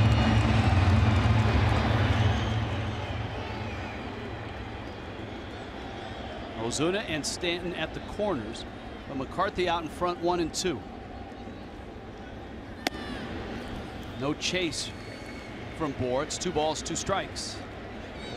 One pitch that McCarthy has struggled with tonight, the 4-seam fastball at the top of the zone. It's really the only time you'll ever see him climb. He has not been willing to, or he hasn't been able to, I should say, get up there. Bour lines it left center. That's a hit, and it's going to get to the wall. Stanton scores. Ozuna around third. He will score. Not a grand slam, not a donut, but a 2-run double, and it's 4-3 Miami. Time and time again in the first half, we watch Marlins hitters make in-game adjustments, put together great at-bats, and play off their teammates. Marcell Ozuna, outstanding at-bat, disciplined enough to take the walk. Justin Bour going the other way with the 2-seam fastball. I just told you what the Dodgers believe.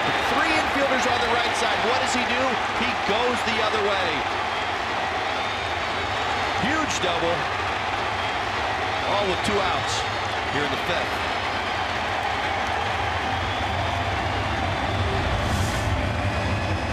'61 driven in now for Bour. Florida lottery called to the bullpen. Miami has the lead.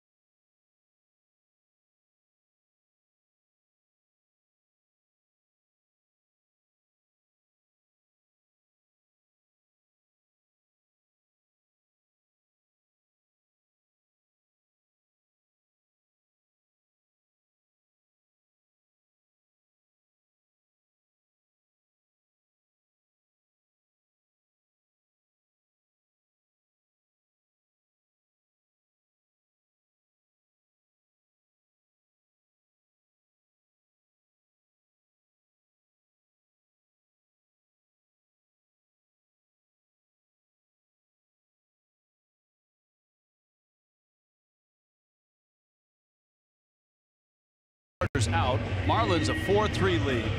This call to the bullpen brought to you by the family of Win for Life scratch-offs from the Florida Lottery, with a top prize of $5,000 a week every week for the rest of your life. The longer you live, the more you keep winning. That is Winfinity. Must be 18 or older to play, and play responsibly. It's a happy Flamingo. That's a happy Justin Bour. And the Marlins have their first lead here, a 4-3 lead. Martin Prado, who's 2 for 2, faces Ross Stripling. He was in the middle of the beef between the Dodgers and the Marlins in Los Angeles. Prado takes strike one, a fastball.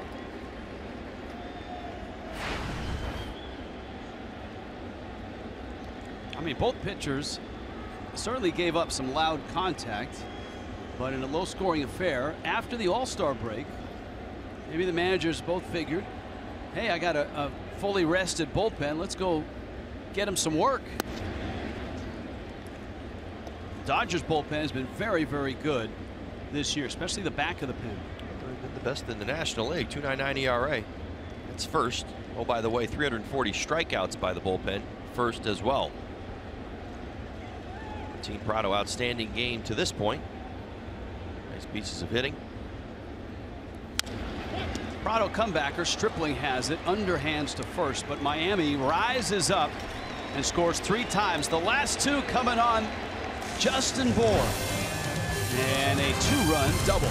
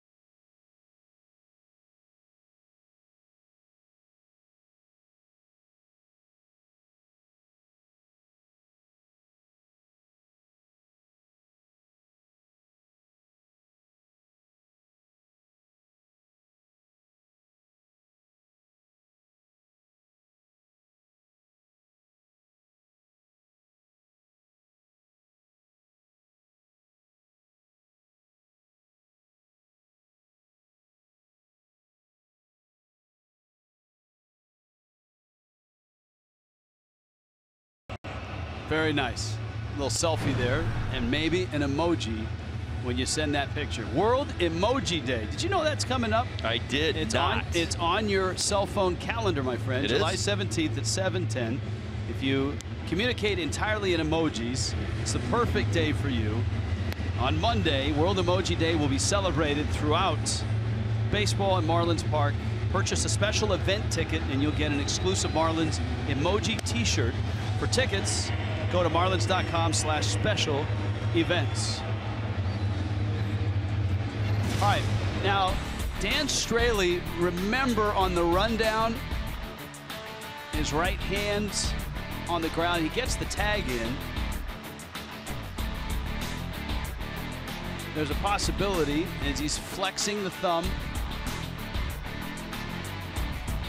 Dustin Luker, all-star trainer, Juan Nieves. Boy, that tells you why he came out of the ballgame after 84 pitches, and it may give you an idea of why he gave up 2 long home runs right after that in the 5th. Well, Straley's on the right end of it now. Position to pick up a win, if that matters to you.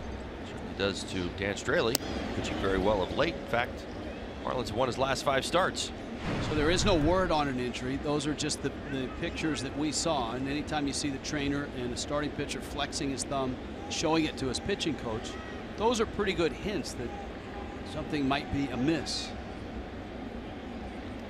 We will give you word if we hear anything. Meanwhile, Tazawa steps into the buzzsaw that is the Dodgers order in the 4, 5, 6 spot. Bellinger, Forsythe, and Peterson.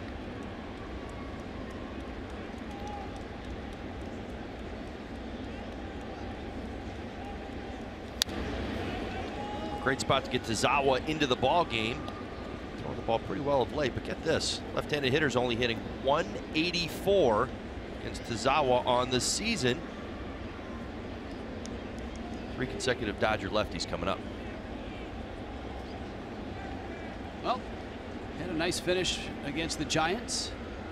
Maybe that'll start his second half off with some confidence. That one foul back. 2-2.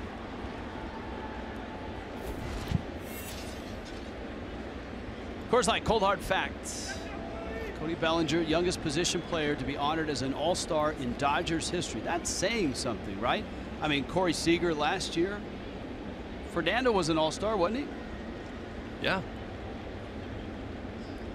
That's pretty impressive. 2-2. Chases, and that's the split. And as you taught me, the split isn't any good unless you're in a position to throw it. And he was in position to throw it. He threw a great one. Highly effective when you've got 2 strikes on a hitter, and it's got great tumbling action. That's the perfect spot to drop it in, just behind home plate. It's where you want. Watch in the zone, out of the zone. See ya. Disappears on Bellinger. No contact. Now something tells me you learned that the hard way, right, as a hitter? I've never learned it. Still working on it, buddy. Here's Forsythe. Yes. You were a teammate. Ooh, right back to Tazawa. Knocks it down. Fires to first. Let's hope he's okay. Not sure if it caught the glove. He motions that it did. And he says, hey, I'm just fine.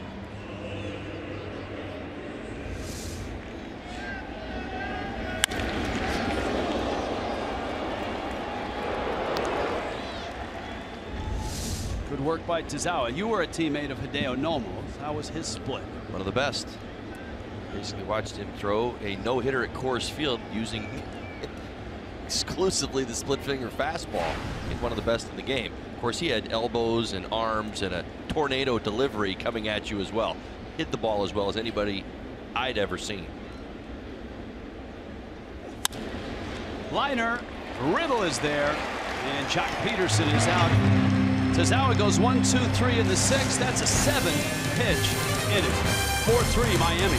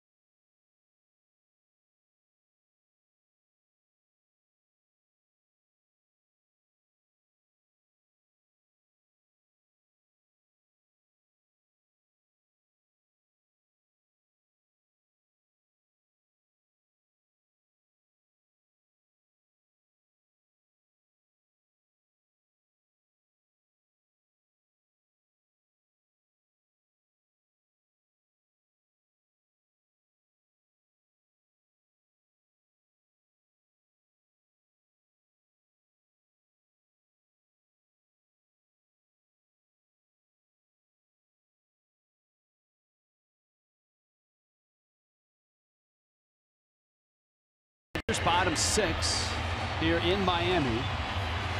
Fox Sports Supports is proud to team up with Homes for Our Troops, building mortgage-free, specially adapted homes nationwide for severely injured post 9/11 veterans. Learn more about how Homes for Our Troops is rebuilding lives and visit foxsportssupports.com.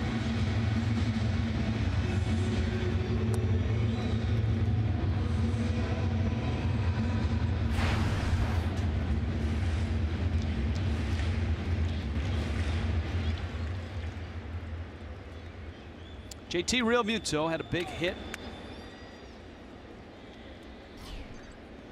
Was back in the 4th. Marlins were down 1-0. Realmuto tied it up. Stripling throws a strike. Dodgers then had solo homers in the top of the 5th. 449 feet from Yasiel Puig, almost up on the concourse in left field. And then Corey Seager. And then the Marlins answer right back with 3 runs of their own to take this lead. And Realmuto lines one foul. Rich Waltz, along with a former Dodger Rookie of the Year and Todd Hollinsworth, of course, a world champion with the Marlins as well. It's good to be back with you. It's good to be back with you. We hope you enjoyed the All-Star game. We looked around to see if Joe Buck and John Smoltz left us anything in the booth. Did not. A couple holes in the wall, but that's about it. Just kidding. Well, not really. Well, it was a raucous affair. Apparently. No, but this is a fun ball game. You got the Dodgers, who have had one of the best first halves in National League history.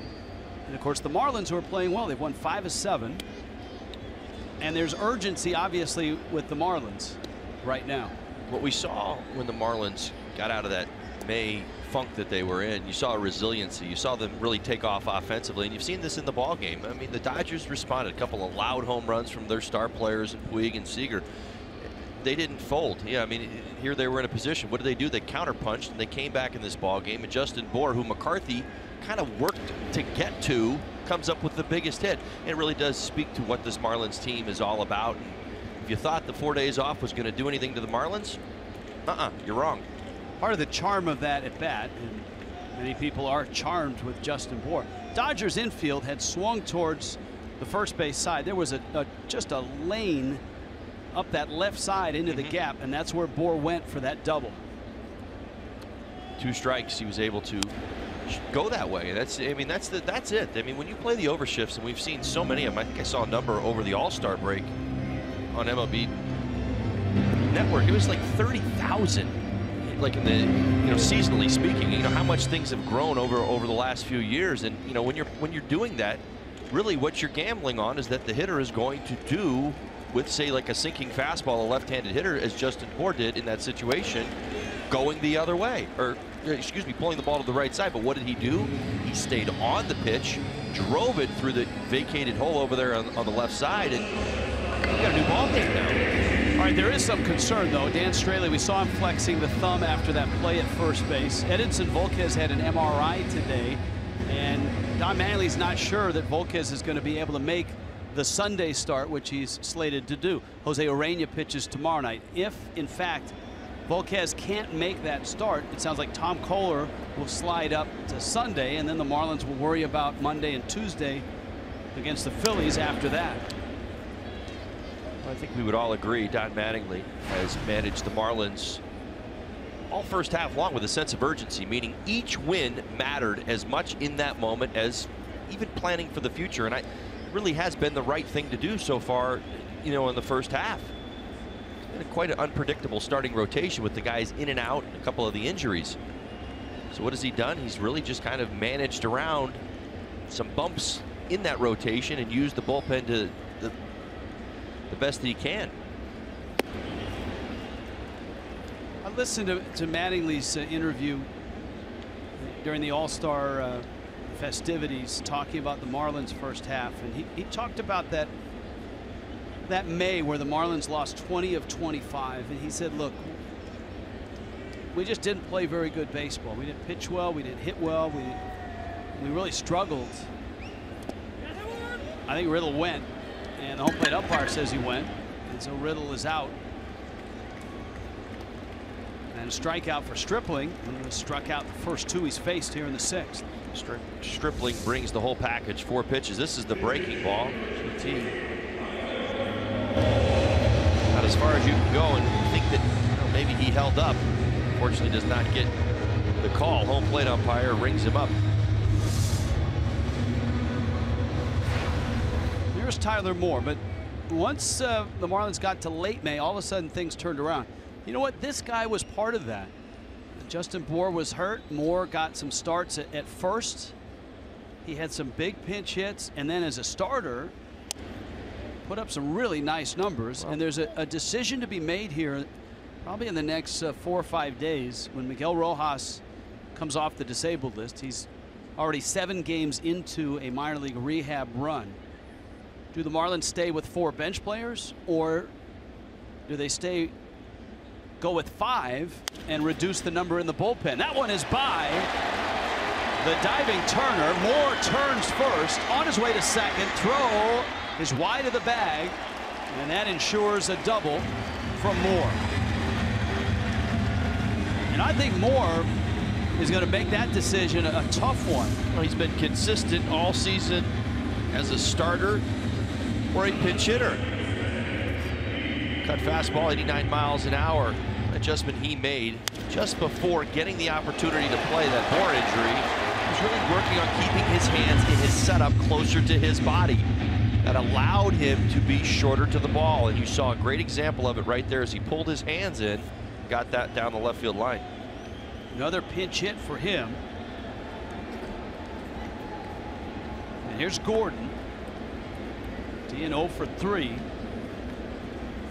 And Stripling misses in.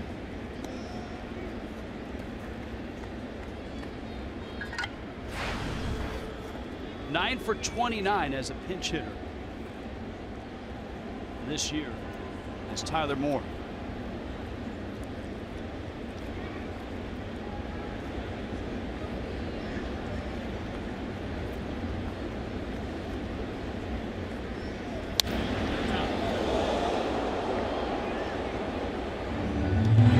Ball and a strike. Bonefish Grill sponsors our Bang Bang catch of the day. Bang Bang shrimp, very popular. Also very popular with that man, Bone. Bone, Marlins. That's right. Fish. Wow, I like this game. Doing this for a little while now. That's it's right. Kind of fun. Perry Hill. There's a chopper to third. Turner has it.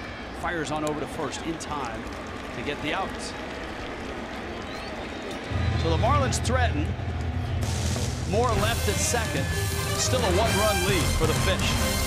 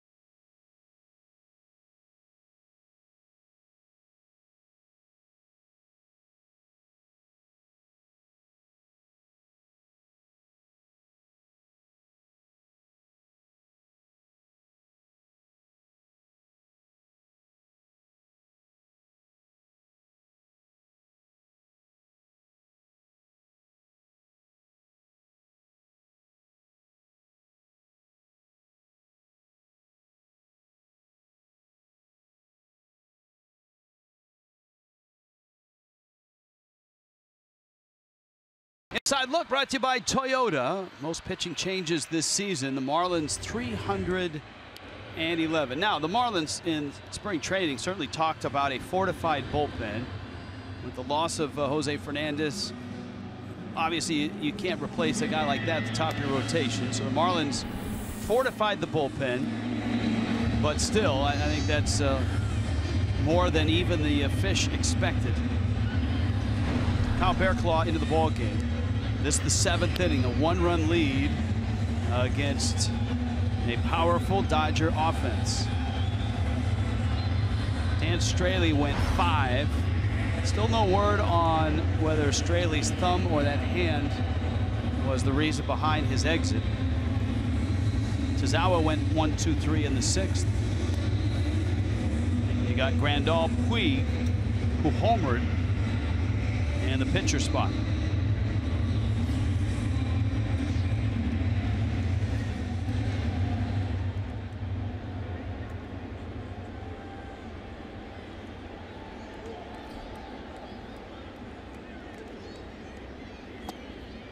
Bearclaw misses down low.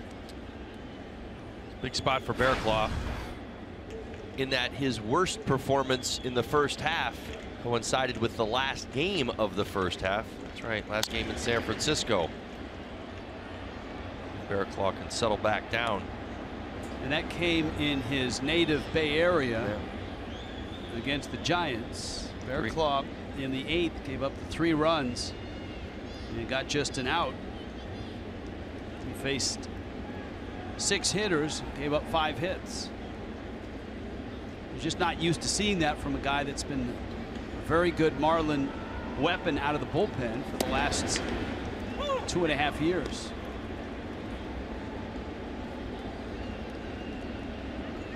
Monty Grandal, a single and popped out.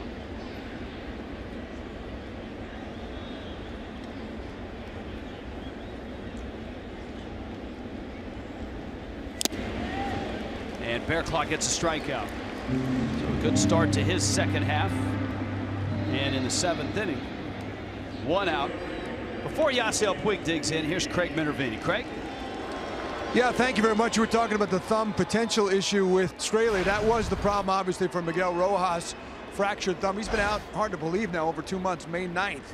So the comeback, as you mentioned, Rich, 7th game tonight. He got 2 hits for Jupiter, 2 for 3 tonight. He's got 6 hits, 21 times up in the rehab stint. He was hoping to be back for this game tonight. He's going to be close. Don Mattingly said he's just not where we want him to be yet. But that could mean sometime during the homestand. Some signs are pointing to him playing 6 more games, and then after the homestand making that decision. He did say if anything were to happen in the infield, he could come up tomorrow, and we'd be fine with that too. But since we have some luxury here, they got through the All-Star break here with JT Riddle playing all those games really without a backup shortstop. Now it's going to be, all right, we'll take a look at him day by day, and probably by the end of the homestand or beginning of the next road trip, Miguel Rojas will be back. Craig, let me get back to you after this 1-1 pitch. Chopper, Gordon dives and got him. D. Gordon robs Yasiel Puig, and that will earn our Bonefish Grill Bang Bang play of the night. He used every inch of his body, well, and glove, bring that one in. Nicely done getting that over to Justin Bohr. Puig hustling all the way. Stellar defense. Great fish, great cocktails, great times. Head to Bonefish Grill. Craig, Edinson Volquez, I know he had the MRI. Mattingly said if he wasn't ready Sunday, Kohler would slide up. Did you get any sense on which way that went today? No, we didn't get a sense on the MRI, but I think the thing you did get a sense on, I would say Sunday is very much in jeopardy. They did say that they were a little more concerned than they thought they would be coming back from the break on that knee. He did throw back home over the break, but there is some concern. So Mattingly didn't make a big deal out of it. They're kind of lucky in the fact that everybody's rested, so you can really make this decision if you had to Sunday morning or Saturday and move the guys up one and maybe have Volquez slip in the back if everything is well, or even later. But because of the timing of it, the pitchers are all aware that somebody, probably Kohler, could go as early as Sunday instead of later in the homestand. All right, thank you, Craig. It's a familiar theme as Kike Hernandez taking the pinch hit at bat, takes outside. It's a familiar theme that we've heard from other managers, other players, scouts. When they look at this Marlins team, they say that the Marlins are 2 frontline starting pitchers away from being a legitimate postseason contender. And so the challenge has been to try to figure out a way around that. I agree. And when you were referencing the struggles early on in the season, the one thing that I constantly think about is that the Marlins lacked an identity, their struggles in May, and what their identity has become, in a lot of ways, the lineup has been power hitters, the all-stars, the home run derby. This offense has eased things for the bullpen in a lot of instances, and certainly the starting staff. 2-2. Got him. Now that's the Kyle Bearclaw Marlin fans have come to know. A 1-2-3 inning, a couple wicked sliders, and a couple strikeouts.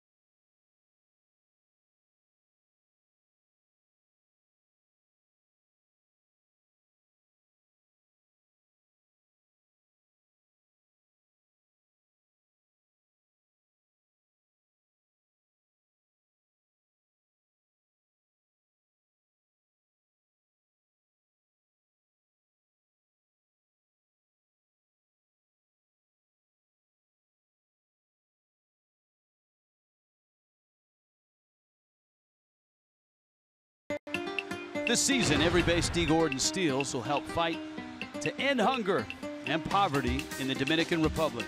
D has pledged to personally donate $200 for every stolen base he records. And he's asking fans to make a pledge on their own. And anyone who donates is eligible for VIP Marlins experiences. Join his fight at pledgeit.org/D-Gordon. Pledgeit.org/D-Gordon. D. Gordon, by the way, has 32 stolen bases. He trails both Trey Turner's on the DL and Billy Hamilton. Hamilton's got 38 to lead the National League. That should be a fun race to watch. Brandon Morrow, well-traveled, oft-injured right-hander. Long ago was a first-round pick of the Seattle Mariners. He's found a home in the Dodgers bullpen. Shares something with Dustin McGowan. He pitches with type 1 diabetes. He also pitches with a high 90s fastball. 96 to 99 on the gun. This is his 15th outing. Breaking ball to Stanton. Oh, by the way, an 87-mile-an-hour slider and a 92-mile-an-hour cut fastball as well. The insurance would be nice, certainly, for the Fish. You had Stanton, Yelich, and Ozuna.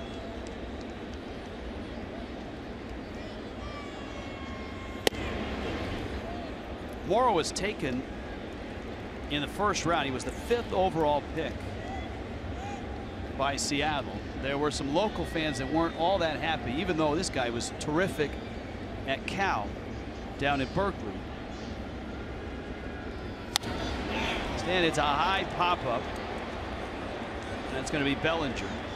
You see, at the time, the University of Washington had a diminutive starting pitcher whom many scouts said would not hold up. His delivery was too different, too much stress on the arm, small body.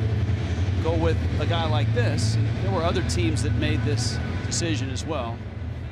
Not the Giants. They thought Tim Lincecum would have some success, and I would say he's had plenty of success, even though not pitching in the big leagues now, but a couple of Cy Youngs and a guy that helped fuel the Giants' first World Championship. Pitched great out of the bullpen in their second World Championship. The story you told is the one that happened. Brilliant early on in his career. Cy Young Awards, best pitcher, best right-hander. Sure has heard that a few times. Lincecum, and then the injuries hit him. I think 29 other GMs would take that run by Lincecum. Well, and you're absolutely right. It's the unfortunate part is that the story is told from the beginning to what prime would be defined as for Lincecum, and at prime he started dealing with injuries, and that's where it all turned for him. So, the scouting report wasn't wrong. It was just the timing of how it was supposed to go. And I mean, the Giants will be the first to tell you they weren't going to win those championships without Tim Lincecum at the front end of that rotation. That's how good he was. Unfortunately, he wasn't able to sustain it. The question was, Hall of Famer in Lincecum. That's the kind of start he had to his career.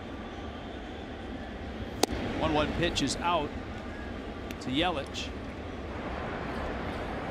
David Phelps went back during the All-Star break. Clean shave, ready for the got rid of his playoff hockey beard. Is that what that was? Sorta. He's a hockey fan. Raised in St. Louis. I'm sure he loves the Blues. Lives in Pittsburgh. Probably has a few Penguin sweaters in his closet.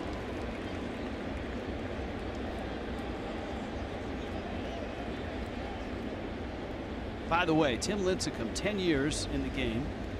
Last 2 seasons, 15 and 16. Didn't make a lot of starts. 24 starts. Won 110 games. 3.74 ERA. Made 270 starts. 4-time All-Star, 2-time Cy Young Award winner. Look at the first 5 years of that career, and it was the start to a Hall of Fame career. Right now, Yelich sitting on a 3-2.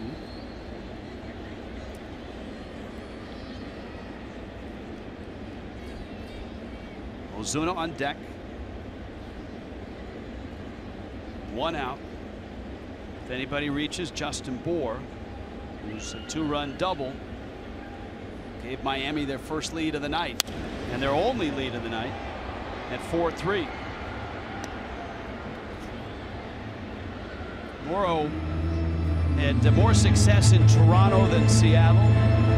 Moved on to San Diego. Last 2 years up and down with the Padres. AA, AAA injury issues.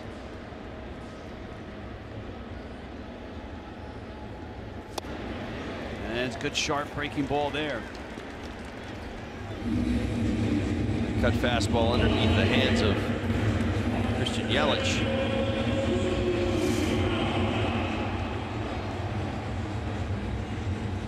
The action out of hand where that ends up. Tough pitch for lefties to deal with. Ozuna now has singled, bounced out, walked, and he came racing from first on the Bour double and scored the 4th run of the night.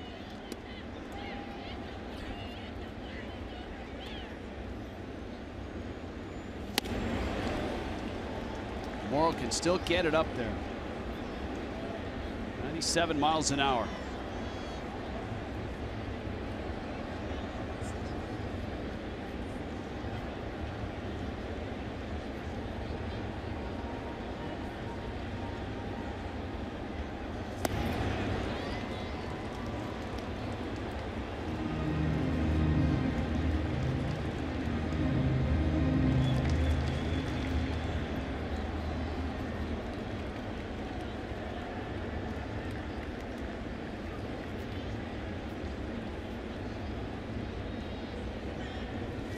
Ozuna chases, and Brandon Morrow looking sharp. Goes 1, 2, 3 through the fish in the 7th, 8th inning. Big bats coming up. 4-3 Miami.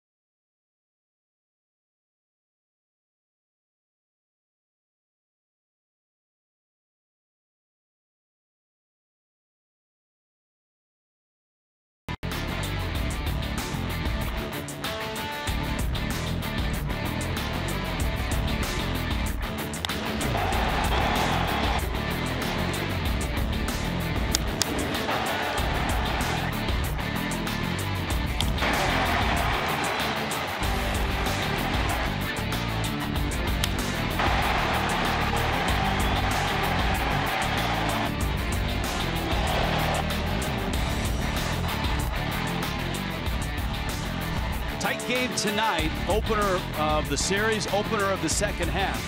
And the Marlins a 4-3 lead over the Dodgers going into the 8th. But this is not an easy road to navigate. These are the Dodgers that have had one of the biggest and best first halves offensively in National League history. David Phelps arrives right at the top of the order. Chris Taylor, Corey Seager, and Justin Turner. Seager has homered. Yasiel Puig has homered. The Dodgers have banged out 8 hits. They've got 3 runs. Miami's got 8 hits for 4 runs. Taylor's hit the ball hard all night long. 2 singles, and his out was a line drive to third. He takes a fastball in. Phelps outstanding at Marlins Park in the first half. 0.83 ERA. 21 2/3 innings.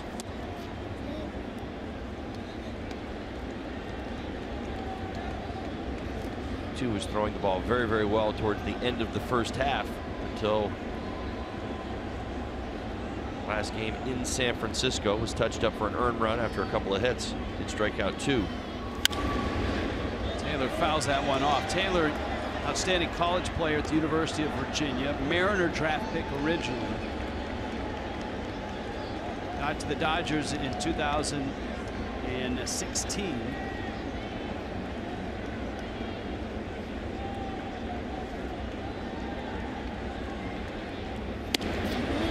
Phelps misses out.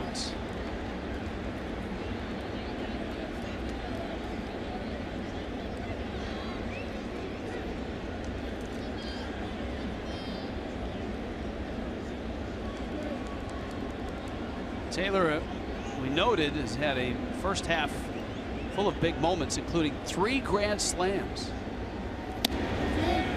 And Phelps hunting for a high strike, misses, and walks Taylor to lead off the inning.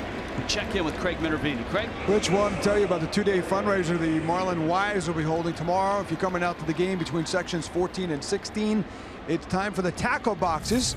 And last year they raised $32,000. They'll have tackle boxes for your favorite players, including all their favorite items like, golf balls, baseball bats, movies, wine. Proceeds benefit South Florida community initiatives like the Jar of Hearts, which is a nonprofit organization helping kids.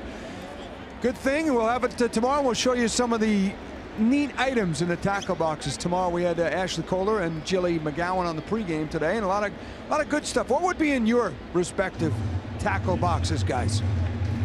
Golf balls for me. Probably tennis balls for me. Yeah. Throw a hockey puck in for me. How about that? Sounds good. I don't think we're going to get any bidders unless we put something better in there. Right. Maybe one of those Justin Bohr Grand Slam Donuts T-shirts. And in honor of that, I would throw in gift certificates to some of the better donuteries, if that's a word, that we have visited around Major League Baseball, like Top Pot in Seattle. Mm-hmm. Dilla's Delights in Detroit, Vincent Van Donut in St. Louis, Stan's in your old haunt, Chicago. Mm-hmm.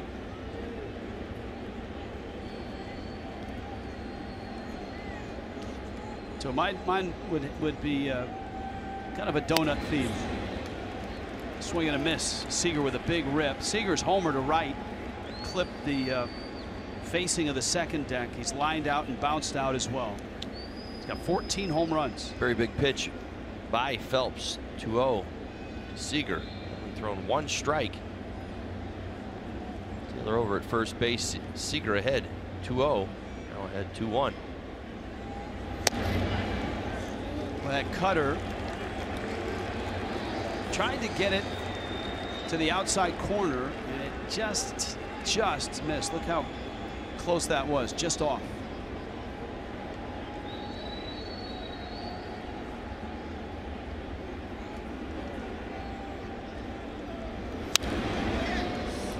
That one popped foul and out of play. Phelps has gone back to 3-2. If you extend this inning, say Seager were to reach, then all of a sudden you bring Cody Bellinger into play. There's Turner.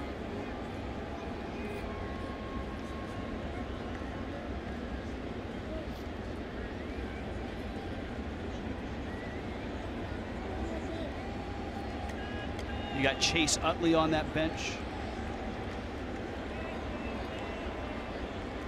Full count. Let's see if he's running. Taylor chased back.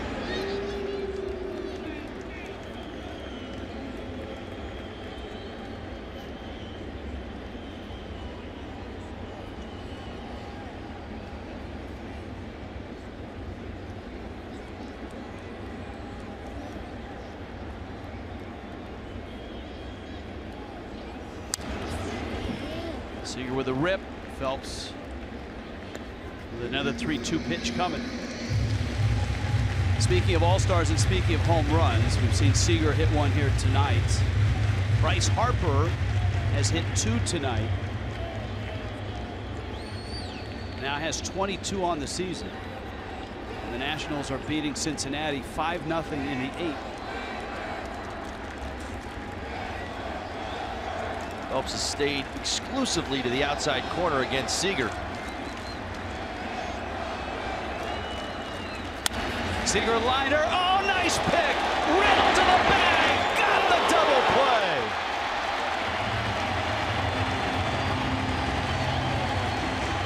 A screamer right at his feet. JT Riddle slides over one step to his right. The ball back to his glove side. Gonna pick it on one hop. Finish the play. Huge. Dave Phelps thrilled. That was somewhat predictable during that at bat, trying to stay away from Seager. It showed him 7 pitches on the outside part of the plate. What an enormous, finally got contact. Enormous play. Turner pulls one third base side. That's a fair ball. Prado on the move, gets the out, and Phelps gets out of the inning with a little help from a rookie shortstop, and it's still 4-3 Miami.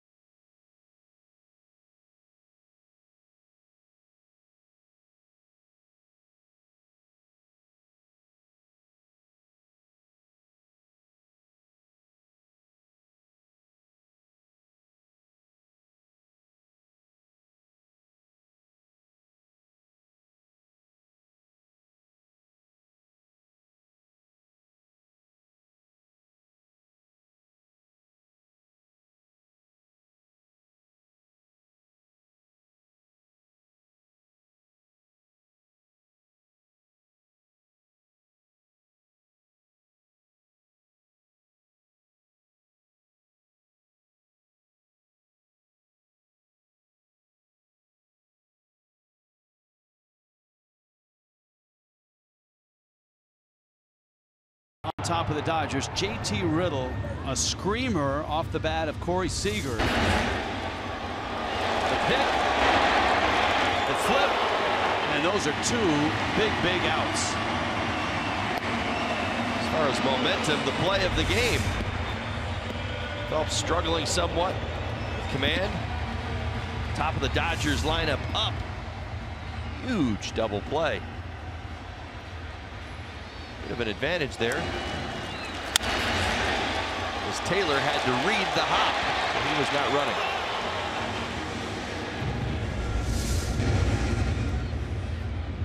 Josh Fields As the new Dodger pitcher, Fields becomes the third out of the bullpen in relief of Brandon McCarthy. Both starters had early exits in this ballgame. Dan Straley, 84 pitches. Remember, he landed on his hand making a tag. That apparently bothered him. And then McCarthy, 4 2/3. And the last guy McCarthy faced is this man at the plate, Justin Bour, who drove a pitch into the gap in left center to knock home 2 and give Miami a 4-3 lead. That was all the way back in an action-packed 5th inning. There have been no runs since. Both bullpens have been sharp. It's amazing what 4 days rest will do for a major league bullpen. Once everybody reset, gets back rested, both managers willing to go to that bullpen early, some because of circumstance, one for choice. Bour drives it right field and deep. Back goes Puig. He's got room, and he makes the catch. And that's the first out of the 8th.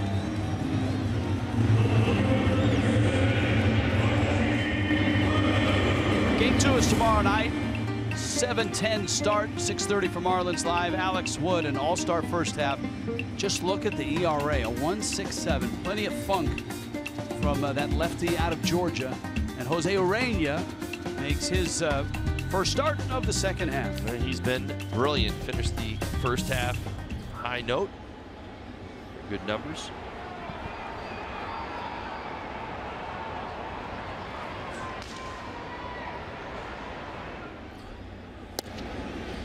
Prado, a nice night tonight. A couple hits, a double, scored a run. Marlins did a very nice job against McCarthy executing the pre-game game plan. Stay through the baseball, use the middle of the field. It'll capitalize. And when you look at the scouting report on McCarthy, it almost played out. Runs into trouble late in his outings. Marlins able to capitalize in the 5th inning.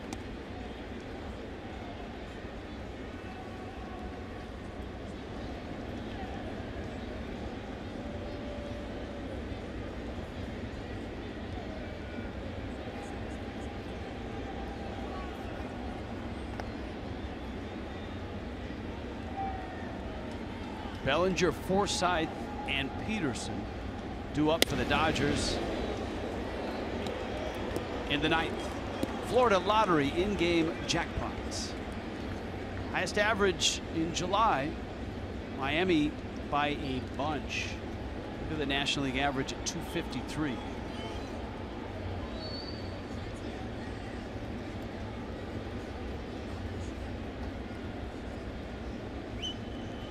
One pitch coming to Prado. And one of the biggest hits in that month of July came from A.J. Ellis. I know everybody was caught up in all-star stuff on Sunday, but that finish in San Francisco was extraordinary. And Ellis on a 2-strike key at bat in 11th inning hit a 2-run homer. Trying to drive in a run from third. He did it with a home run. That one pulled down the line. It's a foul ball. That was a wild ride in San Francisco. Miami won that ball game 10-8 to complete a 3-game sweep of the Gigantes. Huge momentum swing for A.J. Ellis in that bat. I was just recalling it as you were mentioning it. You know, the first 2 pitches and then the hanging slider. I mean, it was like it wasn't supposed to happen the way that it did, and it was, you know, a complete 180. And sometimes you see it. I mean, the idea is that the mistake showed itself on an 0-2 pitch, a hanging slider late in the ball game, and AJ was ready to smoke it. He had choked up, he shortened up the swing, and he hit it out of San Francisco, which is not easy. Puig is back, and he makes the catch. In case you missed it, it's extra innings, it's a tie game, and A.J. Ellis unties it. With 2 strikes, Real Muto at third. He's just trying to get the ball through a drawn-in infield, and he hits it over the fence. Well, I think everybody was shocked. It was the last game of the first half. I think In fact, I believe it was the only game going. The Cleveland game hadn't started, you know, on Sunday night yet, but everybody, all the day games were over with.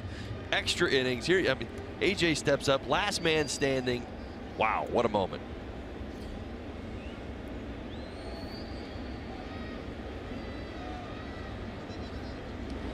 A couple things about that at bat. Number one, you saw him taking the high fives on his way in the dugout. Probably 15 seconds after he hit the dugout, he was back in his warm-up top with sunglasses on the rail like nothing had happened. The other thing to ponder, you think about some of the big moments for the Marlins in the first half. He had 2 of them. Remember that 14 pitch at bat against Arizona where he knocked in the winning runs of that game? Swing and a miss by Real Muto, and then obviously that one to close the first half in San Francisco. Well, even that last game in San Francisco, the resiliency of the Marlins. That game could have, probably should have gone the Giants' way in that the Giants battled back to a tie, but the Marlins responded. They scored again, they stayed in the game and gave themselves a chance to win. Real Muto pops it up. Bellinger for a look. And count 1 and 2.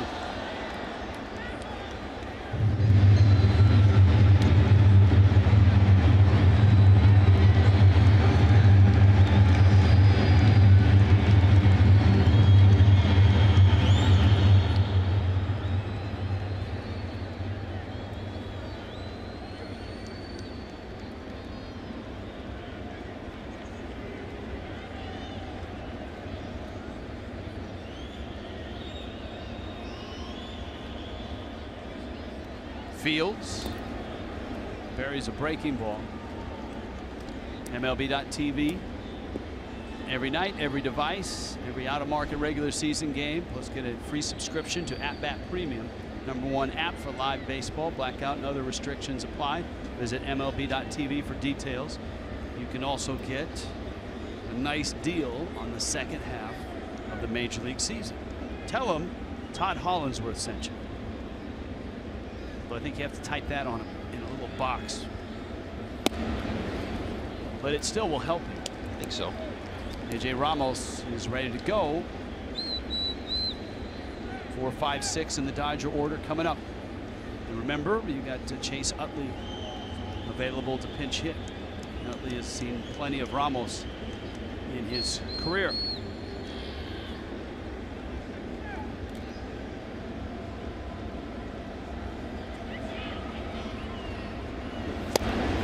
Realmuto swings and misses. Dodger bullpen is good. Miami's bullpen has been good. AJ Ramos to close it in the ninth.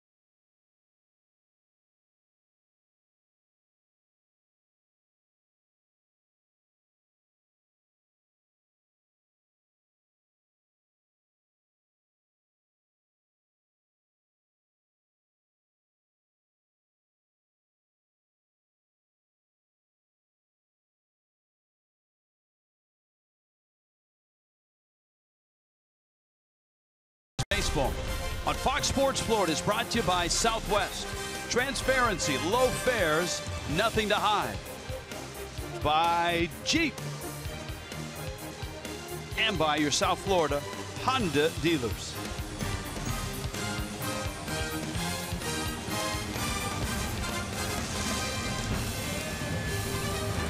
Marlins up a run.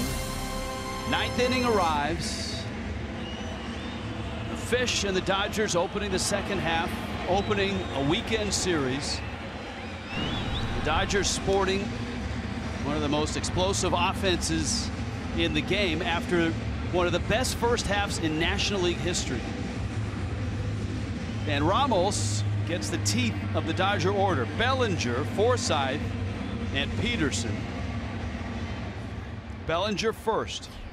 He is 1 for 3. Now, Ramos, like everybody else, had 4 days off. And in his history, AJ not always the sharpest with rest. He likes to work. He's sharper when he does work.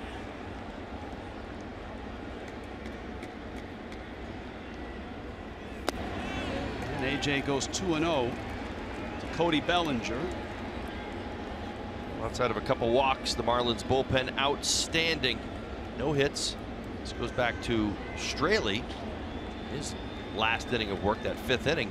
No hits for the Dodgers since the Seager home run.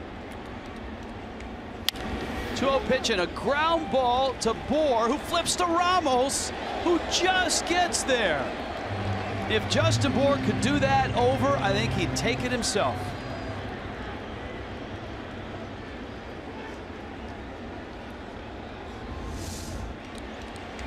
Swing on a breaking ball. Bohr squares up. Bellinger hustling all the way. Justin Bohr did drop his head just a bit on that ground ball. Watch how makes this close. an awful lot closer than it needed to be.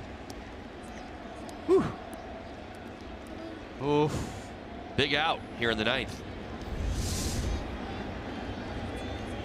So there's 1 out. Moving on. Here's Logan Forsythe. Prado hugging the line at 3rd. Forsythe takes a breaking ball for a strike.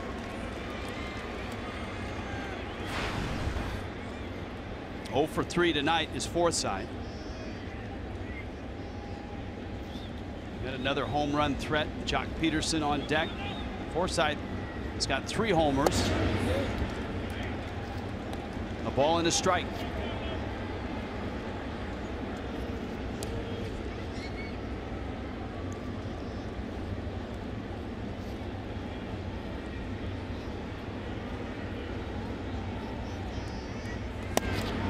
That's a strike.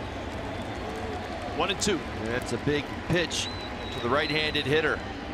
Forsythe, the breaking ball to the inside corner, force you to square up and certainly respect the fact that Ramos can get in there. See where he goes here.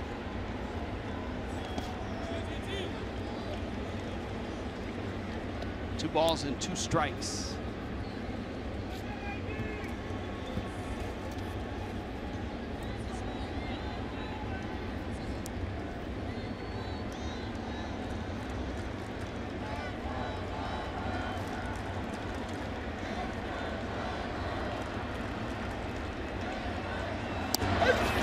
Strike 3 called.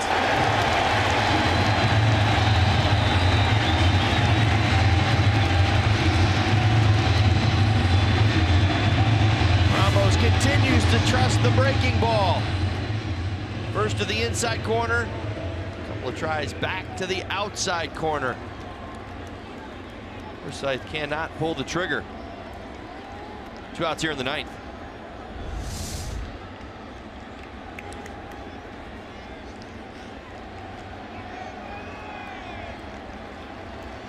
So here's Jock Peterson, who's doubled, lined out, 1 for 3.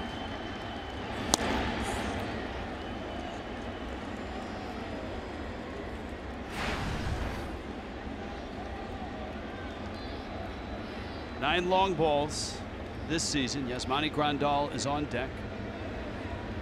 Peterson, one of the hottest Dodger hitters over the last month.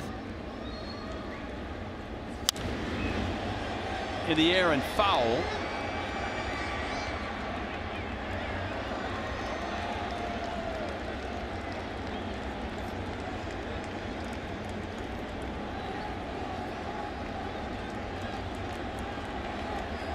8 of the 9 homers against righties.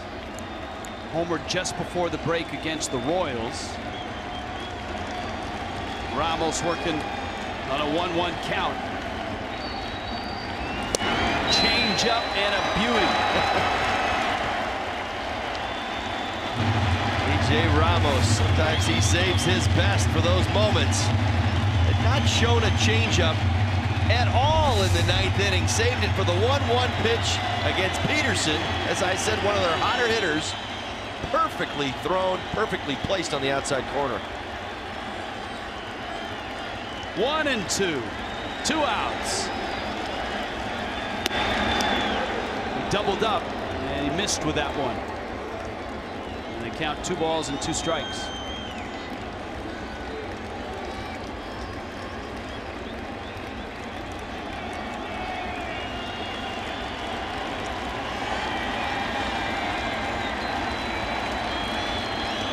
Coming. Breaking ball hit hard into right field for a hit. Stanton picks it off the grass. The Dodgers have life. Peterson at first with 2 outs. And here comes Grandal, who's got plenty of pop.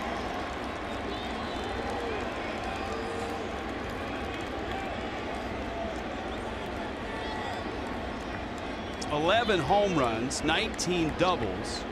1 for 3 tonight as Manny Grandal, with everything on the line. Real Muto out for a chat with A.J. Ramos.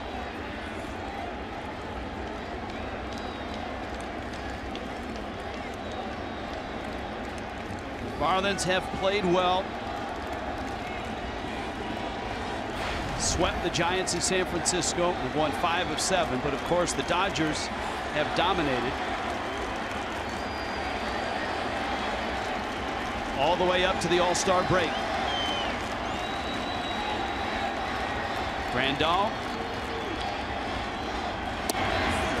takes in. Born in Havana, raised in Miami, went to the U. First round pick of the Reds. All-Star in 2015.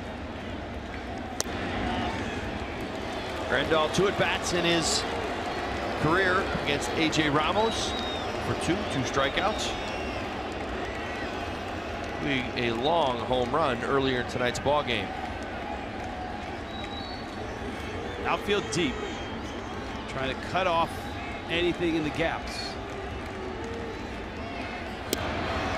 There's a strike, and it's 2-1. Changeup blowing away. Ooh, just caught enough of the low zone.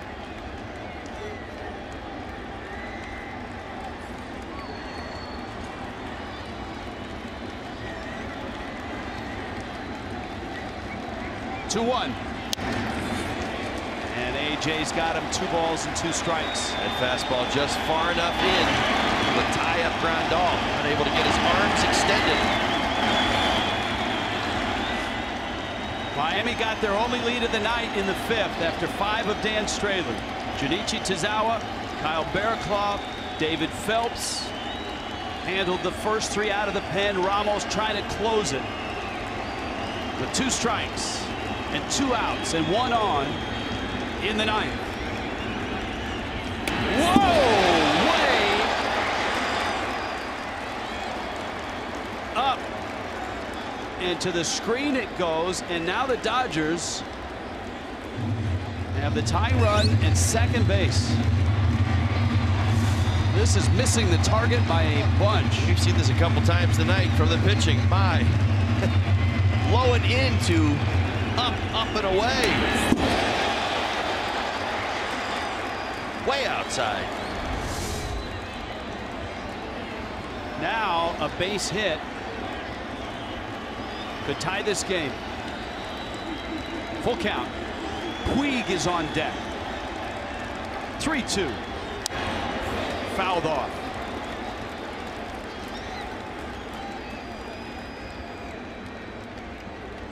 Puig hit a mammoth home run in the 5th.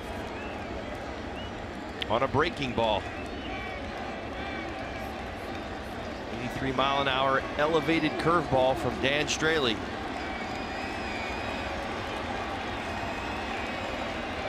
Ramos ready, 3-2.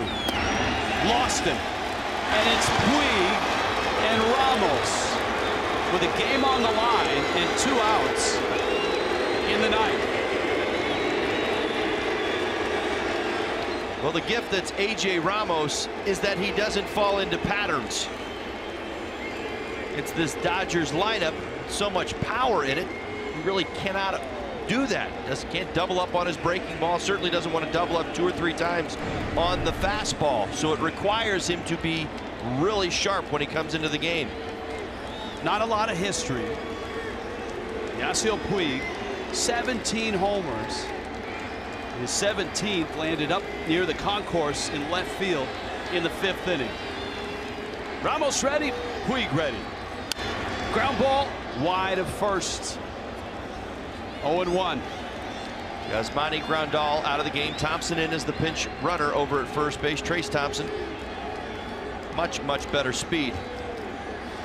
He's the brother of a Splash brother.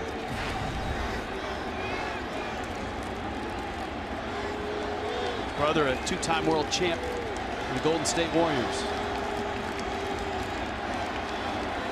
Peterson at second, Thompson at first. And Puig can't check his swing. It's 0-2. Yeah, there were a lot of tells on the first 2 pitches of this at bat from Ramos. Almost as if Puig is sitting on his breaking ball. Number 1, he was late on the fastball. You saw him spray it to the right side. But for Ramos, the ability to throw the breaking ball out of the zone and get Puig to chase with only a strike. He's got him 0-2. Tying runs at second. Go ahead at first. 2 outs in the ninth. 0-2. Check swing. Real Muto got a piece, but everybody moves up. And no swing by Puig. Yikes.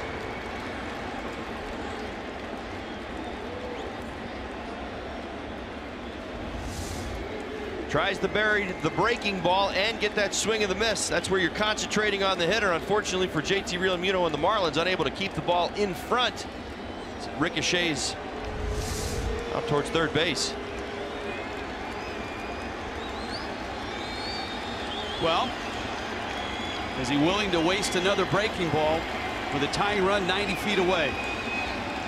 Ramos ready. 1-2.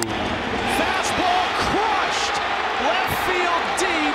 That ball is gone, and the Dodgers have the lead.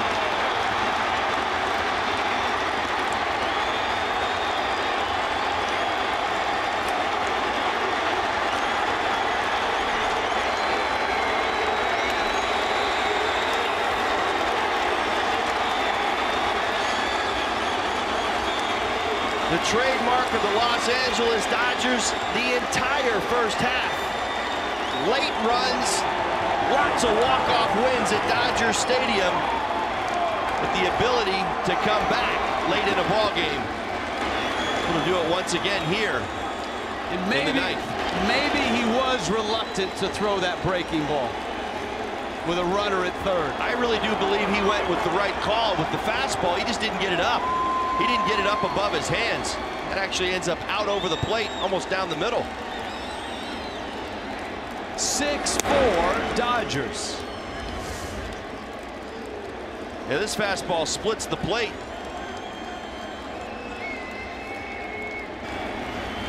.412 feet for Puig, 102 miles an hour off the bat.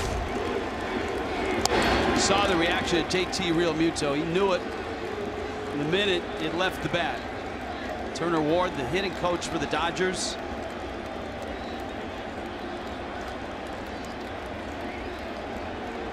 A 3-run homer erases a 1-run Miami lead. Utley takes out. Not only do the Marlins lose the lead, but now they've got to face this guy, all-star closer Kenley Jansen.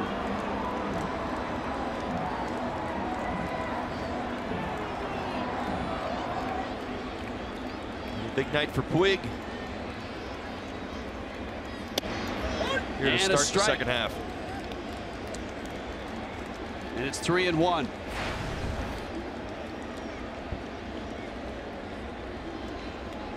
Utley's not had the best of years offensively.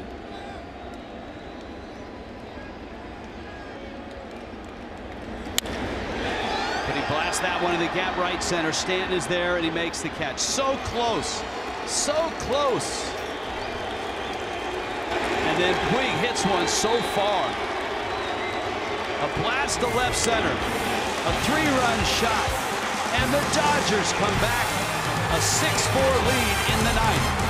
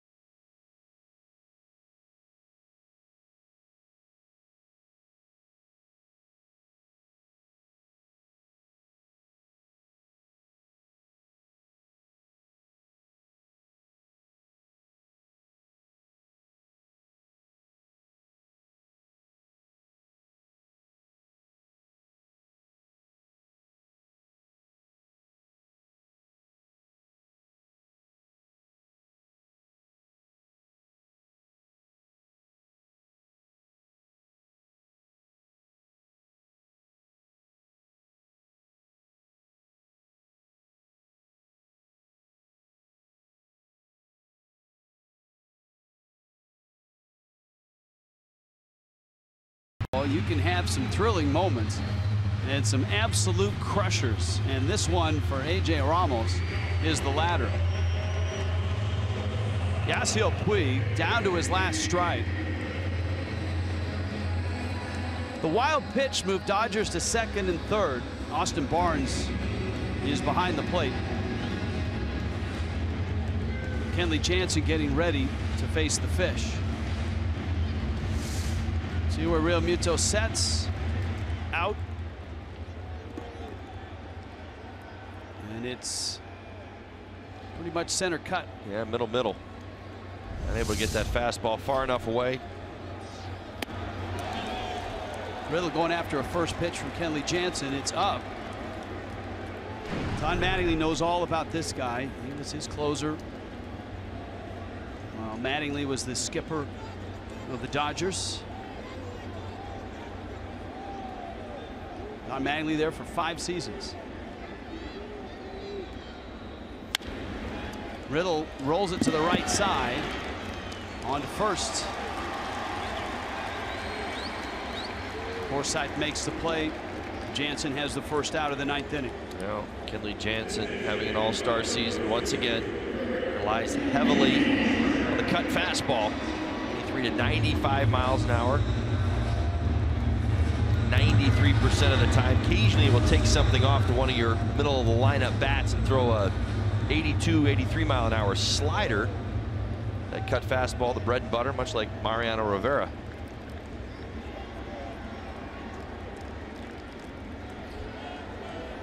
Dietrich now. Jansen, who has that 2-part delivery. Not quite Rob Nen with the toe tap, but close.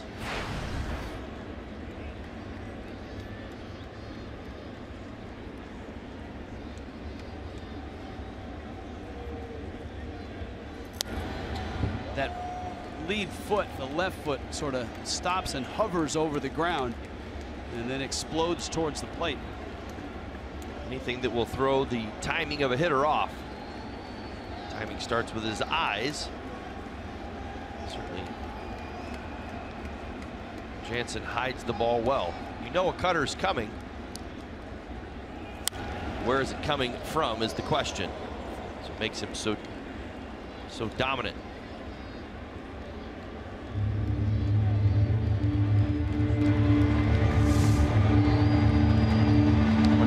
shoulder.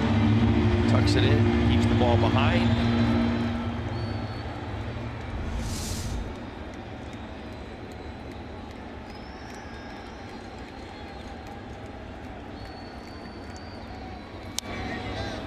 Of course, before he was a closer, Jansen was a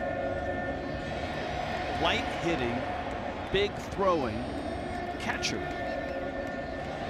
Had some of his biggest baseball moments as a catcher, playing for Team Netherlands in the 2009 World Baseball Classic. Well, he clearly developed the pitch he struggled with most as a hitter. Right? Isn't that the way it would work? Yeah. Cut fastball.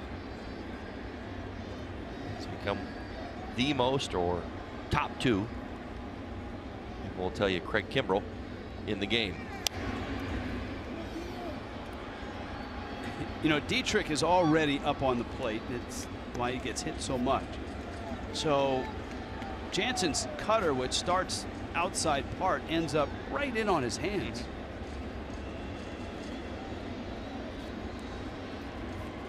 I'm just trying to get somebody on base right now.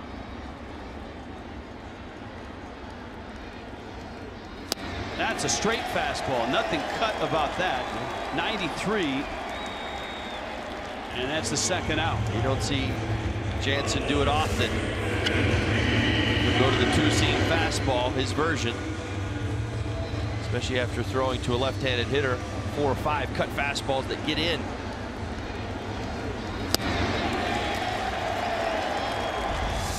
As a hitter, you can't cover both sides of the plate against Jansen and that cutter. Marlins obviously would love to get Stanton to the plate. He's on deck. Down 2 outs, 9th inning.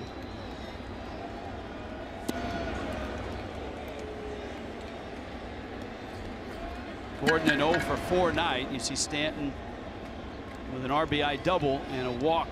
His offensive highlights tonight. And everybody that Jansen has faced has been a lefty here in the 9th.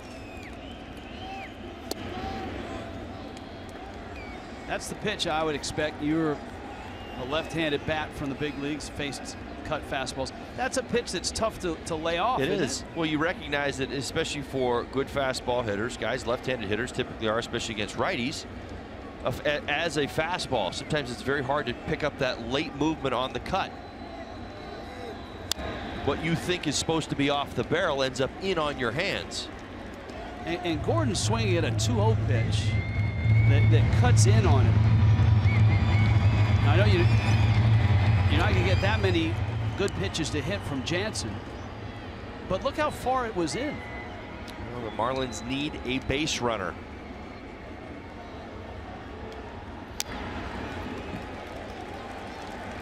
So your point is a good one.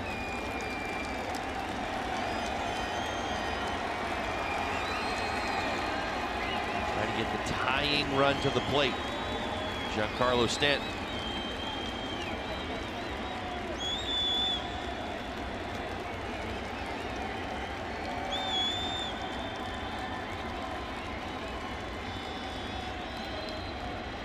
Two. Gordon rolls it up the middle, backhanded Forsythe onto first in time, and the Dodgers win it in comeback fashion. And they do it with a dramatic 2-out, 2-strike, 3-run homer from that guy. His second of the night. Yasiel Puig sinks the fish, and Jansen finishes the deed. Comeback wins. The Dodgers have a slew of them. Only Arizona, who's behind the Dodgers in the National League West, has more than the Dodgers. And a tough one to take for the Fish tonight. 6-4 the final. Marlins Live is coming up.